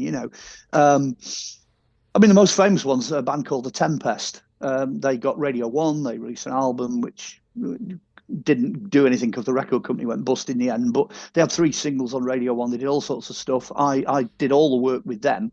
I just didn't sign the contract to go. My name was on it. I just didn't sign that record contract to go with them on that particular project. But my stepdaughter said the other day, you need to write some of this down, people you met and some of the stories, and talk about it and this, that, and the other. So I thought, all right, I'll have a go. So over about a month, I was like, oh, yeah, I met them. Yeah, I met them. I talked to them. I did this with him and he did this. And I filled 2 pages of A4. That's a lot of, band names and lines, and you know what I mean? Yeah. Standing next to Bono out of U2, backstage at this concert, watching a band up on stage, and I met Beatles producer George Martin, and I contacted most of Led Zeppelin. I met Peter Grant, and it just rolls on and on. I was at the Wookiee Hole party when Queen did that, which they'd Oh, rather forget. quality. They'd rather forget about because it was a party that nobody was supposed to be sober at, but unfortunately I was. Well, that's what might going to be my next thought. Was it? What was said to you about writing it all down is right, and maybe you should flesh this out into a book. I will. But, Yeah. But secondly, is you were then completely sober during all these experiences, so you should see all the shenanigans going on through a quality clarity lens. You know what I mean? Yeah, that might be another reason why I got so much work and I was so popular, is that I was the guy the following day who could remember what had happened the night before. Yeah. The funniest one of that was the Rolling Stones. I met the Rolling Stones in a hotel in Manchester in the must have been 1990s, because I was with the band that was their support band at Main Road. It was Dan Reed Network. And we're sat in the bar like this, and the Stones are a funny lot because they're all sat round in separate parts of this private bar, and no sign of Mick Jagger. He wouldn't come out the dressing room. He wasn't really interested in this. And I'm sober, and all these guys are absolutely plastered. They're all like functioning drunks. It's just unbelievable. But it was just good to be there. I'm sat there going, hey, I'm sat in a bar with the Rolling Stones. But that's what I wanted. I just wanted to be a part of an industry, like a part of a global village. That was my, make a living out of it. As far as I was concerned, I was still on holiday from art college, and doing what I wanted to do in life and living that dream, living that vision at a time in the music business when you could still do it. That was amazing. It's not the same now. That having been said, though, I am still hanging out with fairly well-known folks. Good. Good on you. And it brings me to this question, Mark, which is I'm going to break down people and music, because I think it's important to look behind actually the guff that goes on. Right? Yeah, and what I mean is by this is you're interacting with famous people, and when you name drop, I'm not asking you to do it or worried about that, because I don't give a shit either way who people are. Oh, no, I don't. I know, but there are people out there that do, aren't they? Oh, you said X name. Oh, what's this? It's just another person to me. So I want to know, how did you feel about that at that time? Were you all struck by the name, or did you not give a shit and just realise they're like the next guy next door? Well, no, there's a couple of people I've met who clearly, when they walked into a room, you were in the presence of greatness. I have to say that. George Martin, what a guy! He's a flipping Beatles producer, for goodness sake. And it's a massive music conference in an enormous hotel. The whole place is dripping with famous names. And he walks in with two minders. He just walks into the foyer, and it just drops silence. Everybody's silent. Everyone's like, this is the guy that started the industry. If it wasn't for the Beatles, it wasn't for what he did, and all the rest of it, none of us would be here. So that's in the presence of greatness. And at the same time, he was one of the most humble people I've ever met. I'll tell you the story. He actually walked over. Please. He walked over to my second youngest son, who at this point is in a pushchair. And what we'd done was his hair was spiked. He had a Mohican, so it's a little baby with a Mohican. And he had a big stage pass on that says Muso Baby, because these things are like £600, £700, £800 a pass. They just gave him one. There you go, because baby in a pushchair sort of thing. And the only interaction we had really was he walked over, he said hello to the missus, and he looked down at my son and he went, "You are the star of this event." And everybody knew what he meant. It's the next generation, isn't it? This is the baby in the pram that we're doing this for. We're passing it forward. And funnily enough, that was the theme of, I think it was the theme of his keynote speech that year. And he said that, and everybody heard that, and everyone's like, wow, and then that was it. And then he just went. But what a guy, it was like he walked into a room and you were hit by the wave of his personality. Peter Grant was like that as well, the manager of Led Zeppelin. Only he didn't have two like burly minders. He had two really fit looking birds, that walked in with him. And it was only 3 months before he died when I met him. So he wasn't the big, like, huge, enormous, like bouncer fella that he used to be. He was quite thin. He was clearly ill. But to meet him at that point, and sit and chat to him and say, I mean, he made the rock music industry. He was the manager of Led Zeppelin. He set the ground rules. He taught everybody how to do it. How to be a proper rock manager. But I can't remember what we ended up. I think we talked about travel. We talked about how boring the industry had become. We talked about how bad the food was. It was just stuff. Everyday stuff. Yeah, I like it. Yeah, and just at the end, the last thing I did was I just shook his hand because it felt like the right thing to do. And I kind of shook his hand and I just said, it's been a real pleasure just sat here chatting. And I think he came out with something like, yeah, it doesn't happen that often. I think was the last comment, because people don't treat people like people. There were like 260 band managers in this room. We're all managing artists at this point, because I'd gone into management, and it was just like two managers chatting away, and you got Status Quo's manager and you got Black Sabbath's manager and you got this, that, and the other all over the place. And there he is. He's just sat there just as a bloke. And I've always been like that, Tell you one more though. Mm-hmm. Freddie Mercury walks into this party and he goes, what was it he said? I'm looking for John, darling. I'm looking for John, which I think was his boyfriend at the time or whatever. I'm looking for John. And everybody just went, oh, he's looking for somebody, and everybody's like, and he found him anyway. And then he left. He was only in his own party for his own band, and he can't have been there more than like 2 or 3 minutes. But he walked in, stopped the entire show, and then left with his partner. And that was it. That what an impact to have, because again, you've got a room full of people that are all, fairly high ups.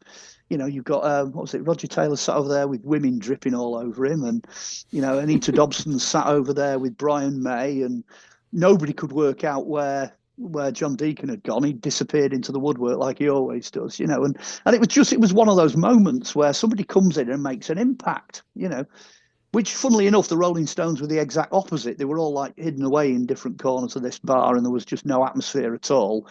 And as I said, Mick Jagger wouldn't come out, which apparently is quite common. He wouldn't come and sit and drink with the rest of the band.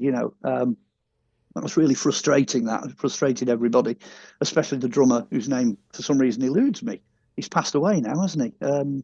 Anyway, never mind. I can't remember his name either. I can't. Yeah, it doesn't matter. But yeah, I'm interested in that aura of someone versus the everyday aura of someone, and whether it's something we put on them or whether they exude it. No, they definitely do. There are one or two people, without doubt. I mean, I heard it said of Bowie. Bowie was like that as well. He could walk into a room and everybody would be like, oh. They weren't the sort of people you could just accidentally bump into. You'd know they were there. But then you'd also have other people that were trying too hard. They'd all be tarted up and dressed up, or they'd be in, quote, in character or whatever. And people would just be like, nah, that's not what this is about. You just, it's all about talent, not image. I'll tell you what, I've got a friend here. Oh, I like that. Yeah, here we go, look. Oh, yeah. Hello. Here he is. Hello. What's your name, little fella? His name's Stampy because he stamps, but he's got a thing about computers. He really likes computers. Right, now, does Stampy have a voice that you do for Stampy? No, he doesn't. I just didn't want you to think that was my tale. That's okay, I didn't. But no, but yeah, it's a while since he's come and crashed an interview, but he usually does it all the time. He's quite well known in America. People just sort of sit there and wait for him to sort of, wander across the screen. Anyway, good old Stampy, I love it. Yeah. Right now, music itself. Yes. Is it in us, as in we're just born with a beat in us, so to speak, or are we accessing elsewhere to bring in the notes? Wow. Okay, I'm going to give that 2 answers. Okay. If somebody asked me what do I do, I'd say, well, I'm an archaeologist. If somebody actually asked me what am I would say I am a drummer, because that beat has always been there. You know what I mean? I was born with it, and it's interesting that I used to get mistaken. People in the music industry would hear me play on recording and they'd go, oh, that's clearly you've got a black drummer. Where did you get the black drummer from? And they'd all be like, no, No, he's white as they come, and he comes from Northern England. They're like, no, no, because nobody ticks like that. I'm like, well, I do. I tick like that. I used to be able to get within 0.1% of click track. I was so Oh, nice. accurate in the studio. But I've always been like that. Once I start ticking, once I start playing, dead steady. So I'm not fancy. I mean, I can do fancy. I can do fancy off times and fills and this, that, and the other. But as a rule, I default to, a nice, steady beat. And once I'm in that groove, I'll stay there. But that's in me. It's there. That's how I tick. I've met a lot of drummers, especially the technical side of it, who started perhaps a little bit later in life, who are better drummers than I am. There's no doubt about that. There's shed loads of them out there now. But whether or not it's something they've learned or whether that's who they actually are, I think that's the difference. I think back in the 60s and 70s and to some extent the 80s, the musicians that were there then, that's who they were. It was 100% whole personality. That's who that person is. Now, I think you can train to become a professional musician quite clearly. It's a career choice, a career path. It doesn't matter what your personality is, really. You can, most people can do it now. But it wasn't always like that. It's interesting to know though, because you can train to be on time and you can train to do things, but whether it's in you naturally is what I'm interested in. Yeah, the difference. I'll give you an example of the difference. Okay, this is quite good. The band I'm in now, which is Wolf, we all got together when we were in high school. So we got together in 1976, played our first gig in 1979, and we've kept in touch over the years, and we're back playing again. Mainly because we're all old. We can't really do this now as a professional career. We're doing it because we want to. That's because it's in us. That's because that's the type of people we are, and we can't stop doing it. So the example is, we all rocked up at a jam night. So there's a local pub here where there's a jam night. And we were all happened to be in the north of England at the time. So we're like, oh yeah, let's go and support this jam night. So we went and did that. And we all went on and we played our songs, which obviously we can play. So, that was great. Everybody thought we were fantastic. And then they discovered there was no drummer. I was the only drummer in the room. But then there's another, 4 or 5 different collectives of blokes who all want to then get up and play. And they're all like, you can stay on. You stay on because we need a drummer. You stay on. And I'm like, but I don't know any of your songs. They're like, oh, you will do. You'll pick them up, Well, it turned out I did know all the songs because they're playing Beatles covers, Stones covers, Zeppelin covers. They're all cover songs. So I did know them all. But I play naturally.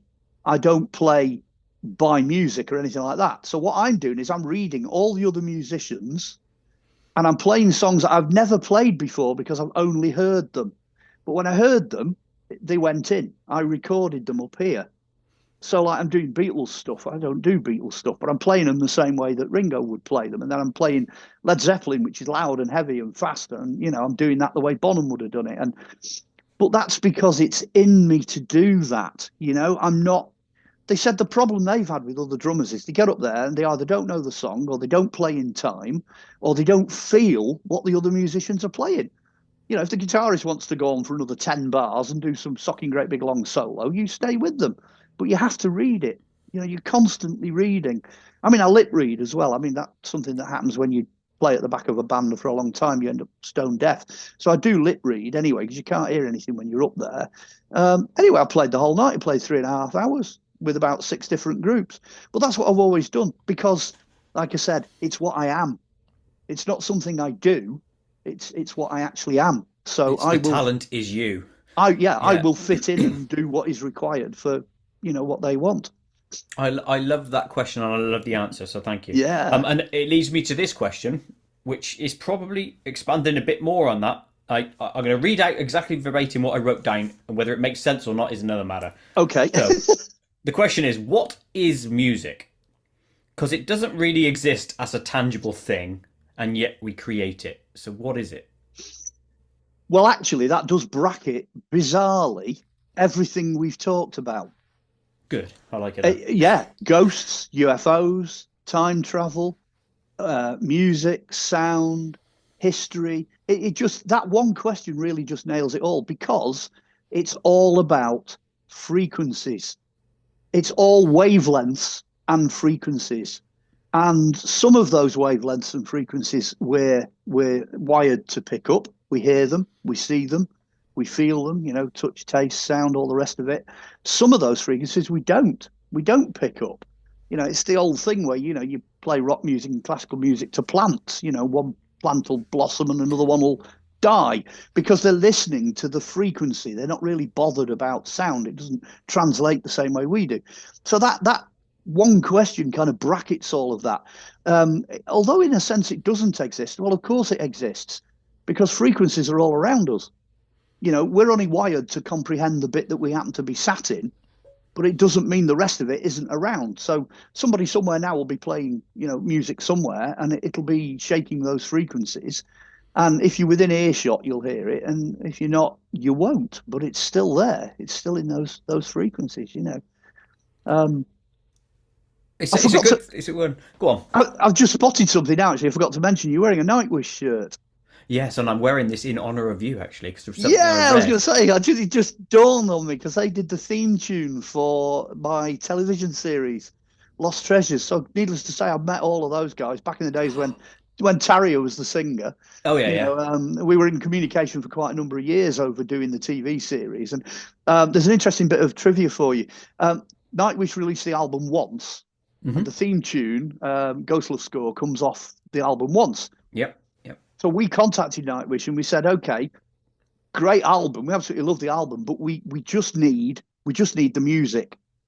We don't really want the singing. We need the music. We need the music. Well, guess what? They sent us a CD with the vocals switched off. So we ended up with this disc with so right through the whole TV series, all 22 episodes, you've got Nightwish going in the background with no singing. Fast forward again about 2 or 3 years, what do? They put the album out as an instrumental. So the one they sent us was inspired by that. It was inspired by the TV series, and eventually they decided it was good enough to put it out as an instrumental. So it became commercially available. So that was just a nice bit of trivia that came out of the series. Yeah. But it's me and me music business again. I mean, I had a very strong idea. We had the theme tune right from when we did the demo. When we sent the demo footage into ITV, it was Ghost Love Score that was running in the background. So that was the theme tune. And boy did they deliver. They really gave us a fantastic soundtrack. Well, Ghost Love Score is superb. Yeah, absolutely superb. Have you seen them live, by the way? Yes, seen them live a couple of times. I've got a lot of unreleased material, because I kept occasionally, over a period of years, they kept sending me stuff. So I've got a couple of live gigs somewhere as well that are on disc. And brilliant. I've got a bucket full of stuff from the music industry kicking around. Fantastic. Thank you ever so much for expanding on that for me. And that sits nicely for me. I don't really idolize people or do anything like that. And that's why I mentioned that question earlier about people versus the aura sort of thing. Yeah. But I think when people mean something to you, I can understand why people go, oh, they're like God sort of thing. Well, the danger, of course, of course, the danger there is that when you actually meet these people, they just completely break the illusion. They blow it totally. That's happened a few times with me, where I've thought that, the guys were absolutely fantastic, and when I met them, they're just not. They're absolutely rubbish. And then occasionally you'll get a band who you think are going to be bad, really bad, and they turn out not to be. One of the best conversations you can have in the world, apparently, is Alice Cooper. Sit down and have it, and he's chopping heads off, spearing babies, and he's doing all this and the other. Apparently, him and his band have got the highest IQ in the music business. They're absolutely phenomenal. And another one like that is Marilyn Manson. You couldn't get a more aggressive heavy metal guy than Marilyn Manson, but he's super intelligent. He's a hyper intelligent guy. Really, really phenomenally intelligent. So there are surprises, every now and again. That literally is the book cover thing, isn't it? Do not judge, etc. Yeah. I want to briefly touch on archaeology. I have a couple of questions I'm going to fire at you before we enter the Koit zone and wrap up. So, you told me the story of what happened with your inception to archaeology. You were lobbed in a hole, dig. Yeah. And I like that. Get on with it. Yeah. For you now, what is archaeology to you? So is it the history, the finding of treasure, or the knowledge? What is it you're finding? Okay, I've got a reputation as being the archaeologist that never ever found anything that was valuable. So I've never ever dug up gold or silver or anything like that. I've even had the bloke stood next to me do it with a metal detector, find like, oh, you've got a gold ring, I've had all that sort of stuff happen, but I personally have not got any material wealth out of anything that I've dug up. But that having been said, I've dug up a lot of really good stuff. I ran my own unit for 12 years, and we had some amazing summer digs, absolutely incredible. Mostly working on private sites because obviously I've got mates all over the place who are, they're saying, "Oh, come and dig on my site." We've got this, that, and the other that needs unearthing. So there was a lot of that going on. But yeah, what is it? It does worry me that there's this obsession with things that are of material value. I don't think that's necessarily what archaeology is all about. I certainly think archaeologists, historians, curators care for that sort of thing. We'd have lost so much if it wasn't for people attaching value to and caring for certain things. And again, credit where credit's due. Metal detectorists since the 1970s, they've pulled out so much stuff that otherwise would have, rotted away or been ploughed away or built over or, whatever. So there's an element of rescue archaeology in metal detecting, but I think they've just got to be honest about it. But for me, as an archaeologist, actually for me, the chase is better than the catch. I love finding things that nobody else has found. I love digging up things nobody else has dug up. I love reaching back in time. I don't care what it is. I don't care if I dig up an old boot. If it's a Roman boot, it's 2,000 years ago. Some bloke wore that. That I get a buzz out of that. But then with most diggers, most archaeologists of my type, site directors and field archaeologists, once we've dug something up, nowadays it tends to go to somebody else. So it'll go for analysis, it'll go for preservation, it'll go to be curated, it'll end up in a display, it kind of. So very often you sort of, you get to the end of the dig and you can see what you've produced and what you've achieved and what you've recorded. And then you take a deep breath and then you're on to the next one, or you're on to whatever's coming next. I've got to say, since my back collapsed, that's when I started running my own unit because I can only spend about 2 minutes in a trench. I can show somebody how to trowel properly and record properly, and I can do the teaching side of it. But to physically spend like a couple of hours down on my knees in a trench, I can't do that, and I can't lift heavy objects. That's gone out the window. So I don't do any of that, but I do still get called in all the time. Obviously, I mean, I've got 50 plus years experience now, 52 years of doing this kind of thing. No, actually 55 years of doing this kind of thing. I'm great at identification. If people want to know what something is or how old something is, or, the metal detectorists are doing that all the time. They're coming to me saying, well, I found this. What is it? And usually I can get it right. So that's kind of where how much of that, right? When people bring you stuff, how much? Because I used to watch Time Team a lot, and I want to talk about that moment in a moment with you. But when people say, "Here's an object," and then you, as the experts, say, "That is X, Y, Z," how much of that is you knowing it's X, Y, Z, or versus making up a story which you perceive to be true? Okay, right. I never make up stories. That's not something anybody with an ist on the end, archaeologist, geologist, whatever, scientist, as a rule, making up stories is a big no-no. So we don't tend to do that. But your dog's just got the attention of the cat, by the way, just for the benefit of the listener. The cat's like, what on earth is that? He's just sat here now. Yeah. Well, we don't make identifications up. I say identifications. As a rule, we know what something is. But that's experience. The finds liaison officers are particularly good at it, the FLOs. If we get really stuck, we can go online. You just look something up on the phone and see if there's anything else out there that's remotely similar or whatever. But as a rule, I don't need to do that. There's also, it's like the dowsing psychometry side of human beings, because I've never not done that. I've never dropped that or moved on from that. You can get a feel for something. I don't know what it is. I don't know if it's the way it's made or if it's, the patina on the surface but the object itself tells you what you need to know in so many different ways, So really a good archaeologist, even if you haven't got a clue what it is, you'll be able to take a a stab at it. It might be Viking, or it might be Roman, or it might be medieval, or it's early modern, or industrial, or you'll have a feel for what it is, and very rarely do you get caught out.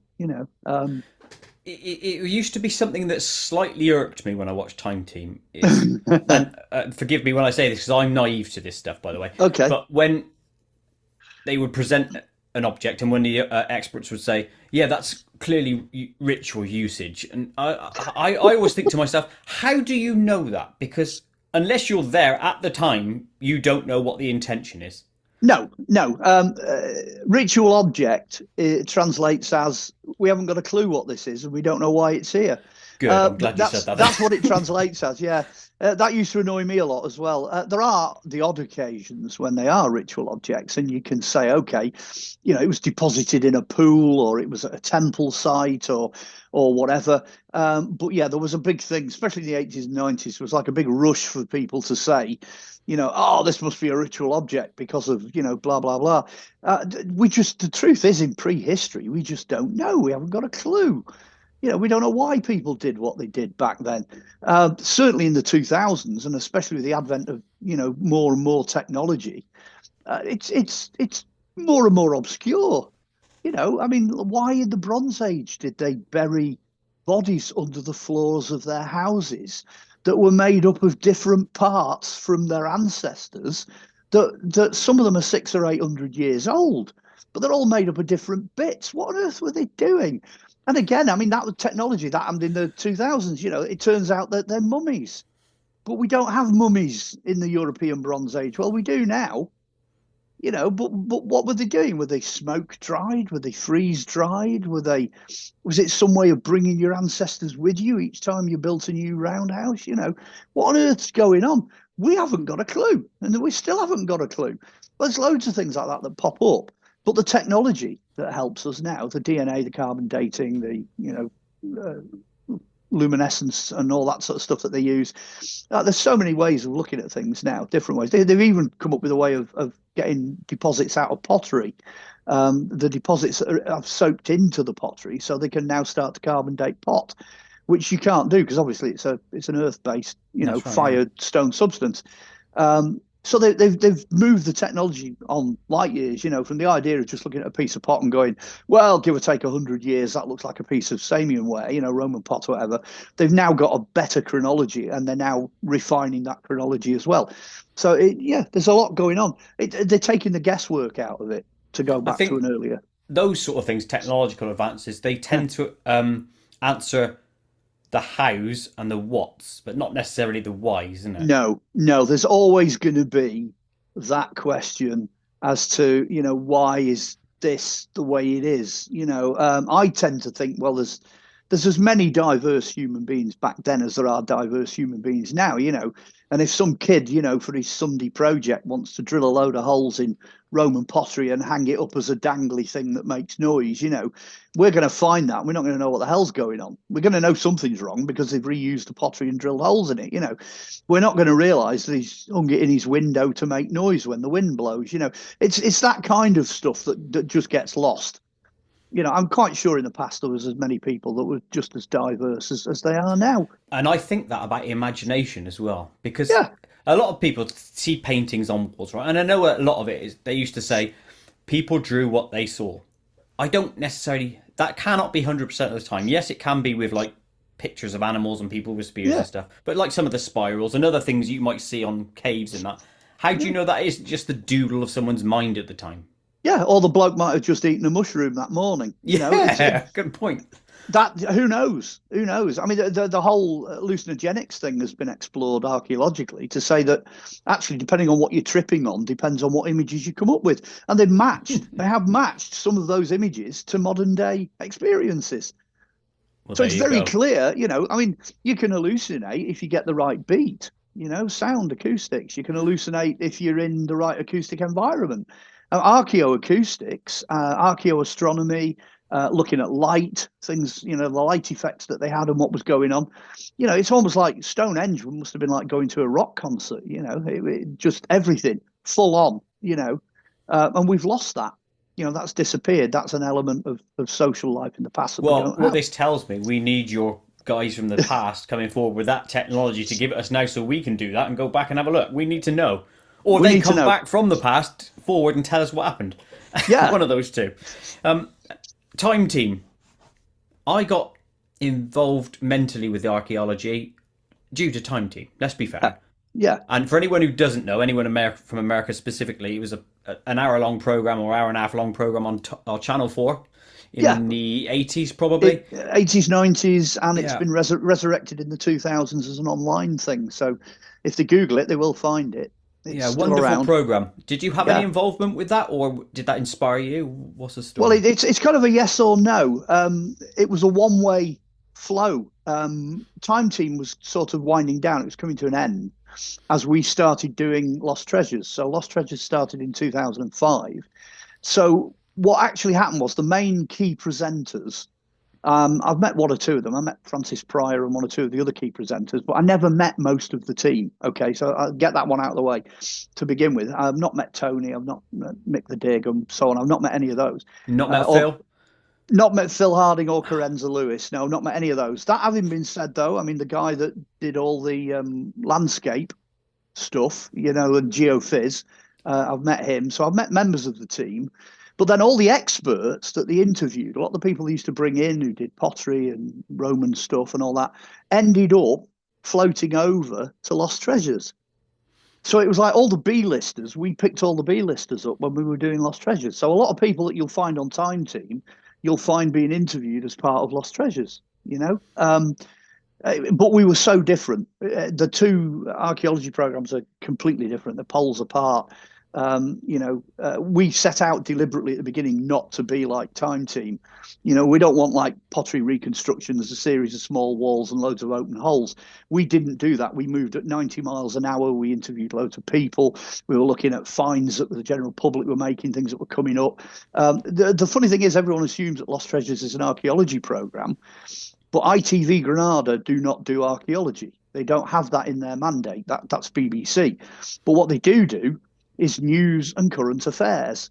So we were actually under Granada news and current affairs. So we were reporting on things as they were being discovered, which made it a sly way of categorizing things. But it made it so much more exciting, so much, it moved so much quicker.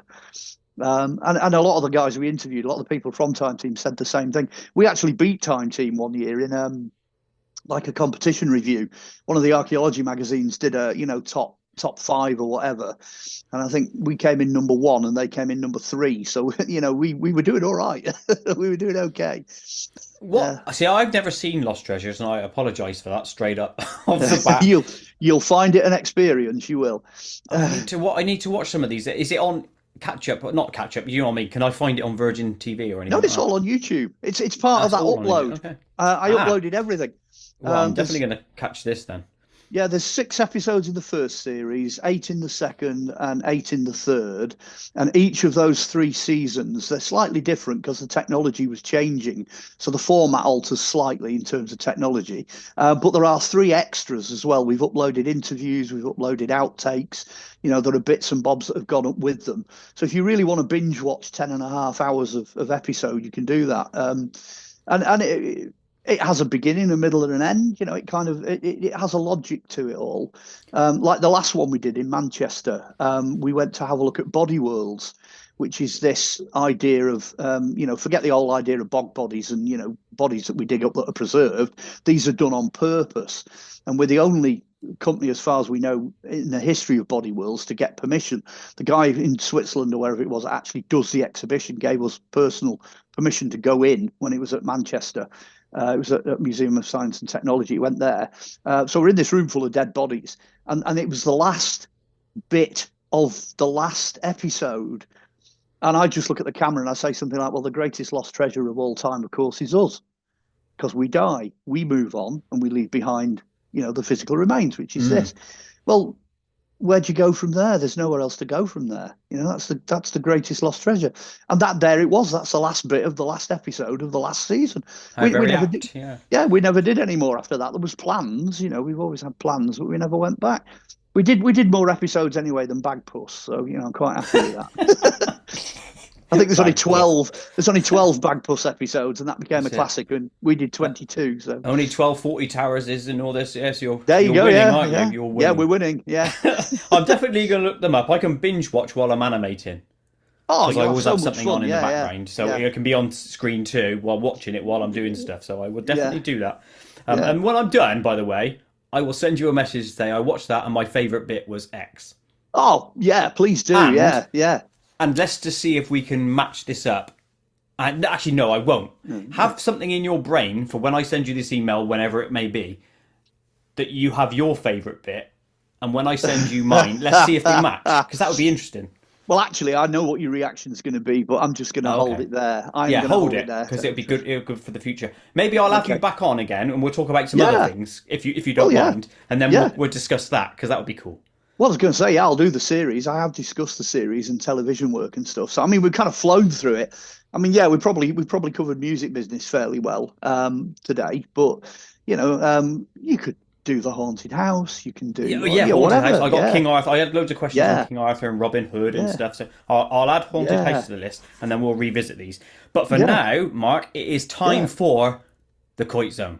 Koit Zone. What is your normal breakfast? Well, that's an easy one to answer because I don't eat breakfast. There you are. Ah, Tick. I would be remiss. What's the word? Remiss if I didn't ask you why. I only start getting hungry at about 1 o'clock, 2 o'clock in the afternoon. So I have a snack lunch, and then the main meal for us is evening meal. That's the main meal. That's the main thing. I just can't face food in the morning. I just don't bother really. It's Fair just enough. a cup of coffee and straight in I go. And Maybe a it's a few music. lines of cocaine. Yeah. No, no, I was going to say coffee's about as hard as it gets. Yeah. What is your favourite film? Oh gosh, I've got loads. I've got hundreds of them. I'm a massive fan of the director's cut of Blade Runner. I'm a big fan of early Star Wars, like what, 3, 4, and 5 is it now? It used to be 1, 2, and 3. Four, The five, six. original, Yeah, yeah, yeah, 4, 5, yeah, 6, or yeah. The whatever. originals. Originals, yeah. So yeah, I like that. But then there's lots, Excalibur, I like that. All right. Recent films, what's it called now? Oh, Kingdom of Heaven, 3-hour Oh yes, director's I cut. know the one. Um, Ridley Scott, great fan of Ridley Scott. Chuck anything you like at me that's made by him, except maybe his Robin Hood film. I mean, he blew it a bit with the Robin Hood one for me because it's wrong, but that's just me being picky. But yeah, anything to do with Ridley Scott. Yeah, there you go. Awesome. Okay, thank you. Now this next question sort of like overlaps with what I asked you a moment ago. Yeah. So when you answer this one, don't include anything from Lost Treasures. What is the best thing you found on a dig? Um, that's not in Lost Treasures. If I Please, in case. don't go into Lost Treasures, the Yeah. best thing I would say it was probably the first thing I ever found. Because when my dad dumped me in that trench at 8 years old, I was on a Roman dig. So most of it's sand. You're on a sand horizon, and you're digging up pottery and pits and this, that, and the other. And I'm digging away, I'm scraping away. I got this bottom bit, this base bit of a Roman pot in Samian ware, which is this really nice, shiny Roman pottery. And the minute I got this thing, obviously I'm hooked because I found something and it's 2,000 years old. And the bloke lived, not too far away from where I lived. So I picked this up and I went, wow, look what I found. And every single person in the dig went, put it back. because it's not what you do, is it? You don't pick stuff up. So I very, very carefully fitted it back into the little bit where I just pulled it out of and left it there. But that moment of excitement and, I mean, it's only a piece of pottery. That's all it is. I mean, there's tens of thousands of pieces of this. But that was my piece of pottery. That was where I started. So that's going to be my answer. No, it's a good answer. The origin story is very much like the origin story of the ghost thing. It's Oh, the yeah, first interaction that yeah. drives you on a path, maybe. I don't know. I Absolutely. like it. What is the best sci-fi show ever? Oh. It's hard, isn't it? Because there's quite a few. Yeah. I mean, good grief. Some of the recent ones have been brilliant. I have been following, things like Stranger Things and stuff like that. It's very good, but I'm going to go traditional. Let's go dead traditional. I am a Trekkie. So I'm first series original Star Trek. I quite like that. Some of the remumbles are okay, and then I drift into next gen. I do the next gen and stuff. So yeah, I'm going to go certainly the first couple of series of the Trek back Cool. in the day. Yeah, and Well but played. then yeah, yeah. Good answer. Tell me your favorite fart story. Oh, okay. You can go and find this. Okay, go and have a look online. Have a look on YouTube and type in "fart in the Matrix." Fart in the Matrix. It's brilliant. It's the original Matrix movie series, but you can imagine it because he's like he's doing his kung fu, and you get this, and then he goes, "You think that's air you're breathing?" It's superb. It's phenomenal. And that's what they've done. They've done it with all of it. So they're jumping around, and there's all these different farts going off here, there, and everywhere. It's great. Fart in the That's another Matrix. thing I have to look up now. I've There not you go. seen that before. Cool, thank you. That's Have awesome. you ever crashed a car? I personally have never had a road traffic accident where I've crashed a car. Although two other things. One, obviously, I've been crashed into. So I've had two really bad ones where the vehicle I was in didn't survive, where someone's Oh, barreled great. into me and written it off. Funnily enough, one happened at the end of last year. This time last year, I got hit by a builder's van Oh, on a bugger. roundabout because he was going the wrong way around the roundabout. So yeah, that's happened. So I suppose that's number one. Number two, have I ever crashed a car? Well, I used to work in special effects in a cine society. So I've blown them up, I've turned them over, I've blown the doors off, I've done all sorts of nasty things to vehicles, blown them up with petrol balls, and sent them flying in the air. So I've destroyed a fair few cars in my time, but not in a road traffic accident. I like it. I like that there's multiple answers. I Yeah. like that a lot. Have you ever been lost, like out on a hike or anything, and you've no idea where you are? Yeah, it's really funny. Wow. Because I live in the north of England, okay, and Hmm. you're gonna love this. I mean, I drive everywhere. I do talks everywhere. I'm on tour for 3 or 4 months of the year, doing different venues all over the place. Um, and I don't know how this happened. I have the foggiest idea how it happened. But there's a place up here called Wigan, and everybody has jokes about Wigan, usually to do with pies and all this that. But this place called Wigan, where there are no road signs. If you get off the beaten track, if you get onto the B roads, normally you drive to a T junction and you go, well, you got that way and you got that way, and there's big blue signs for the motorway and big green ones for the main roads and white ones for the B roads and nothing, nothing. So I got off the beaten track and I got lost in what is henceforth known as the Wigan Triangle. I just got lost. I was in the Wigan Triangle, going around in circles. I kept coming back to the same point. And whichever direction I went, I couldn't get out of the Wigan Triangle. And it is the one time that sticks in my mind more than any other. I just couldn't find either a main road or a village or a main centre. And I was going round all over the place and I just kept coming back. It wasn't necessarily the same point either all the time. I'd just keep coming back to somewhere I'd been before. And I was honestly, no word of a lie, I must have been in there nearly 2 hours. I was And wondering if there's going to be a shop owner in the middle that's took all the signs down just to make sure people get lost and I have to stop at his place.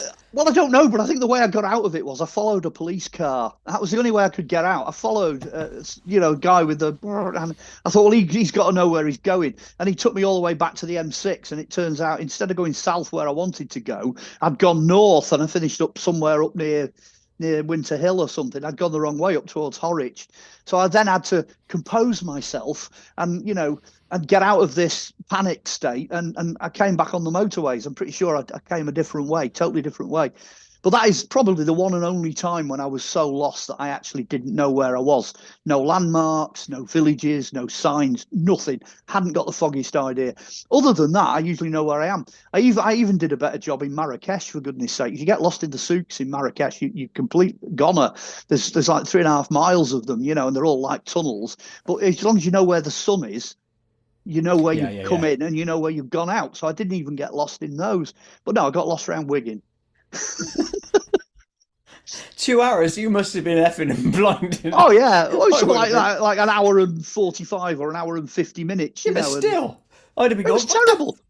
Yeah, Yeah. and I was trying to get home. It's like going dark, middle of the night, starts raining, and terrible. That's And I like was a on my own. UFO missing time event. That's what that is. Oh, yeah. Only I wish I had missed the time, but I hadn't. Yeah. You know. You experienced the drain of on your brain. What is Yeah. the best drink? Just give me a second because I've got quite a few favourites. A decent sized Drambuie and Coke, and it's got to be full sugar Coke. I don't do any of this diet nonsense. I mean, it's pretty good in Pepsi, but that takes it more towards the sweet side. But yeah, a Drambuie and Coke is my ultimate go-to favourite tipple. I don't even know what Drambuie is, but it sounds alcoholic. It's a Scottish whiskey liqueur. So if you can imagine what would happen if you concentrated whiskey, so you don't want to be getting too much of this stuff. And it's like a sweet gloopy syrup. Ah, okay. But yeah, brewed in Scotland, Drambuie. Drambuie, there you go. Bang on. Is there something you're looking forward to? Actually, there is, but it's a bit bizarre. Again, as always, there's a bit of a story to this. I used to be a DJ. I used to be in the music business. I used to do this, that, and the other. Then I retired. Then I ended up being an archaeologist. So that was that. So I sold all my records, got rid of all my gear, like you do. But then when you start getting older, you have this quote crisis. And so I went out and bought a load of vintage gear. So I've got a vintage hi-fi, vintage tape player, CD player, big speakers, amp, and all that. And then I went out and I bought an imported, so it's not strictly legal, but it's an imported Led Zeppelin album, and I think it's Zeppelin 1 on green vinyl. Now, they don't do them on coloured vinyl. And then a couple of months later, I found another one. I found Led Zeppelin 2, and that was on yellow vinyl, and that was an import. I think one's Spanish and the other one's Mexican. I think I like collecting these. I really like collecting these. So I started collecting them. So I started buying all these weird, bizarre, multicolored, bootleg, glow in the dark, you name it, all these nonsense bits. But they're all Zeppelin records. And what I'm looking forward to, and this answers the question, is I know my stepdaughter has bought me 3 of these colored albums. They're all different. They're all Led Zeppelin albums. They're all from different places. And I'm absolutely dying to get my hands on them and frame them and get them up on the wall because we're doing a music room again. We're going to convert the other room into a music room. And I just want to see them all, up on the wall. So I know it's a bit kind of nerdy and, this is what old guys do and all that sort of thing. But hey, I'm looking forward to it. I want to know what she's got and I want to get them up on the wall. Are they Christmas presents that you have to wait for? Is that what it is? Well, I don't know. She's teasing me. She won't tell me because obviously I've got a birthday in 3 days. Oh yes, yeah, so, 3 days. Yeah. So she could give me the birthday present, or we could hang on, and I get them at the other end of December at Christmas. Or split. You get one for your birthday, 2 at Christmas. You just don't know. She's not going to do that. I'll get the records in one go. I know okay. Because apparently she's got me some frames for them as well, which is quite nice. So I can just literally. Well, then what'll happen is she'll give you the frames. Yeah.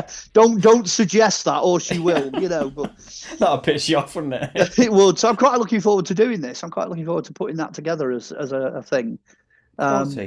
Yeah. I have a Star Wars room myself. Right, no one's seen it, but I've got in this next door here. I've got a Kenner Star Wars figure, the old vintage. Oh, yeah. Whole room of that. It's like a museum almost. So I understand when you said music. You get room, where I'm coming from. Yeah. Yes, I do. Right, last question in the Koit zone. You find on one of your digs a special coin. I know you haven't found one of these special coins yet. I've been there when people have, so go on. But once it's cleaned up, it transports you back in time to the time period of the coin. So where would you like that coin to have come from and what time period? Oh, and it's a one-way trip. So just bear that in mind. Oh, it's a one-way trip. So it's a case of where would I best survive? Well, actually, for me, it's a bit of a trick question because I used to do reenactment and I would do Celts, Vikings, Saxons into early medieval. So you automatically think, I'm going to say, 1066 and all that. Actually, no, I think I would like to go back 2. I'll give you 2 answers. Curiosity tells me that I would like to go back to North Wales in the days of King Arthur. So I'd like to go back and actually find out for real what this whole King Arthur thing is, but that's curiosity. That would satisfy me curiosity. If it's a one-way trip, I don't think I'd like living there because I think that would be really harsh. I'd go back a bit further. I think I'd go back to probably the 2nd century Roman. start in this country and see where it takes me. Because you could jump on a ship and you could get around the Roman Empire, you know. So I quite like the idea of doing that. So I'm going to go with that, 2nd or 3rd century Roman, probably 2nd century, late 2nd century. I heard you just love wearing togas. That's what I heard. Well, no, I think I'll still gravitate towards the Celts, you know. I mean, especially in this country, for goodness sake, you know. I wrote down that. Yeah, that's dead right. Because I was just going to say, because up on Hadrian's Wall, the Romans used to moan like merry hell because it was pigging freezing and it was raining all the time. And, you know, oh, please, they write in the Vindelander tablets, they say, you know, please send me another set of underwear and an extra pair of socks, you know. And so, yeah, that's picked. Yeah, go on, I'll go with that. Yeah, picked. Because the Picts were in North Wales as well. It was a word that hit my head straight away as soon as I asked the question. And then for some reason, I pictured you as a blue person. In the blue makeup, I'm not, you know?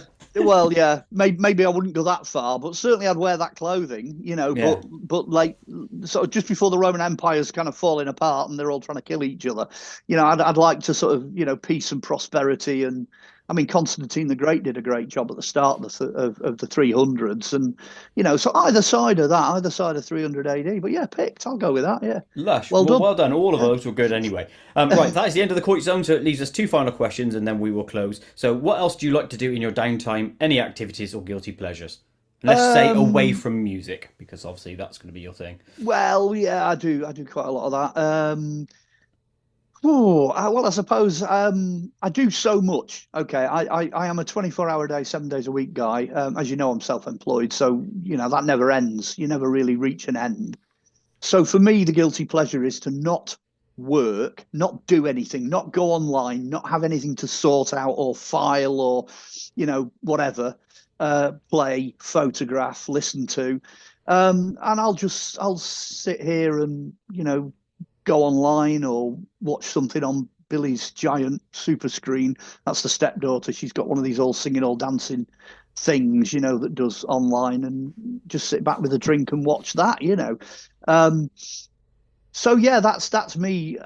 Basically, any time off, any time when I get time off, you know, being sociable with people, going off, doing an exploration somewhere where I'm not the driver, you know, so yeah, my guilty pleasure is I get guilty because I've stopped working, you know, it's that, you know, woodpeckers thing. So yeah, guilty pleasure is taking time off. Pottering about, I call it. Yeah. Yeah. I love it. Last question. What are you currently working on? So is there a project in the fire, in the oven? Yeah, I've studiously avoided mentioning this because there's a program in it and your head's going to go boom. Okay. Right. This, again, it ties a lot of loose ends up. I'm working with a guy who's a keyboard player, and he's a keyboard player for a band called Arena and Pendragon. The drummer in one of those bands is ex-Marillion, so you get the idea. It's progressive rock, prog rock, which I never really did when I was younger. But anyway, he buys this big mansion house. He buys this big manor about 4 years ago down in Herefordshire called Penkelly. So that's quite a long way away. It's 3.5 hour drive for me. But then I get this email and he says, have you got any Viking stuff? And I'm like, what do you want Viking stuff for? He says, I'm going to build a Viking longhouse. Oh, nice. I'm going to build a Viking longhouse in my back garden. So I'm like, oh, okay. Fast forward again to where are we now? Well, he's got this socking great big Viking longhouse, complies with all the health and safety modern things, but it's still a Viking longhouse where he's putting bands on. He's putting music and stuff in there as a venue. Cool. Holds about 60, 70 people, ticket only. He's developed the whole area around it. So there's like a market area and a bar and, you know, a fire pit and totally awesome. Last year, he put on about 5 events. There were about 5 events down there of his own, big events. And I am on the organisational team. So I'm an advisor. I do it archaeologically. I supply him with props and all sorts of stuff. And so I'm doing that. So I'm down there all the time anyway. I'm part of the team. I help to run the events. This year, he's got 9 events. So that's, you know, it's getting to the point, give or take winter, where we're doing like one a month. and he's bringing other events in as well. So in terms of a project I'm working on that I'm really looking forward to, well, that's everything, isn't it? It ticks every box. It's costume reenactment, it's music, it's record industry, it's archaeology, history. I mean, even the big house he's bought used to be owned by a tile manufacturer, so it's dripping in Victorian tiles, kind of 1860s, 1870s tiles. So I'm eventually I'm going to supply all the furniture for the house, or a lot of the furniture for the house as well, because they're restoring that. What an incredible project! It keeps me busy. Yeah, definitely. Really, and keeps this busy, which is the best thing. Yeah, and this, yeah, absolutely. Well. Yeah. I mean, I'll finish with a little story that from this last year, because obviously I do talks. I go on stage and I talk. Well, he did one last year on Vikings, and he did one this year on Celts, and that's what it's themed around. And he's written an album on Beowulf and all sorts of stuff. So he's performing live on stage. And anyway, he says to me, he says, "You do talks, don't you?" I said, "Yeah, I do." He said, "Do you fancy doing me one on the Saturday afternoon?" I'm like, "Seriously? You want me to, get on stage and do this thing on the Saturday afternoon?" So I'm like, "Yeah, all right, I'll do that. I'll do 20 minutes or half an hour or whatever on the Vikings." So what he doesn't tell me is that I'm the support act for the main band. So the main band, who happens to be Arena at this point, and they've sold tickets all over the world. It's not a cheap weekend, this. It's like 160 quid or whatever a weekend. It's sold out. There are 12 countries represented, and most of them are Vikings. So it's like Sweden, Norway, Denmark, And it's me. I'm supporting the main act on the main stage in front of this audience. He never tells me this. He tells me this. Yeah, tells me this on the Saturday afternoon. So I'm sat there and I'm doing that. So that's where it's at. That's where it all ties up. I'm now involved in actually doing what I do, appearing on stage. So really that brings us full circle from the sort of cringing little drummer that used to hide behind a drum kit that was so big you couldn't see me, I'm now sat there doing archaeological stand-up in front of an international crowd. It's flipping terrifying. Well, really. There you are. That's the growth then, isn't it, for you? You've literally grown. Well played. Yeah. Mark, thank you ever so much for coming on KoitCast today. Really enjoyed this. Got lots more to talk about you with you in the future, if you can be amenable to that. Definitely. Same time, same place on another day. Superb. Definitely with that. So thank you ever so much. To everyone watching and listening, check out the links in the description. I will put the links to the stuff that Mark mentioned earlier, plus many other things as well. Even the fart in the Matrix thing when I found that. Oh, definitely. Well. Why not? Mark, thank you. Really appreciate it. Excellent. Thank you. Right. Goodbye, everyone. See you on the next one. See you on the next one.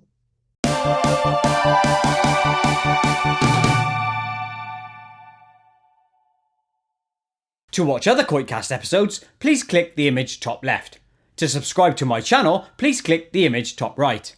Please like and share to help KoitCast grow, and most importantly of all, please click the notification bell so you never miss an upload.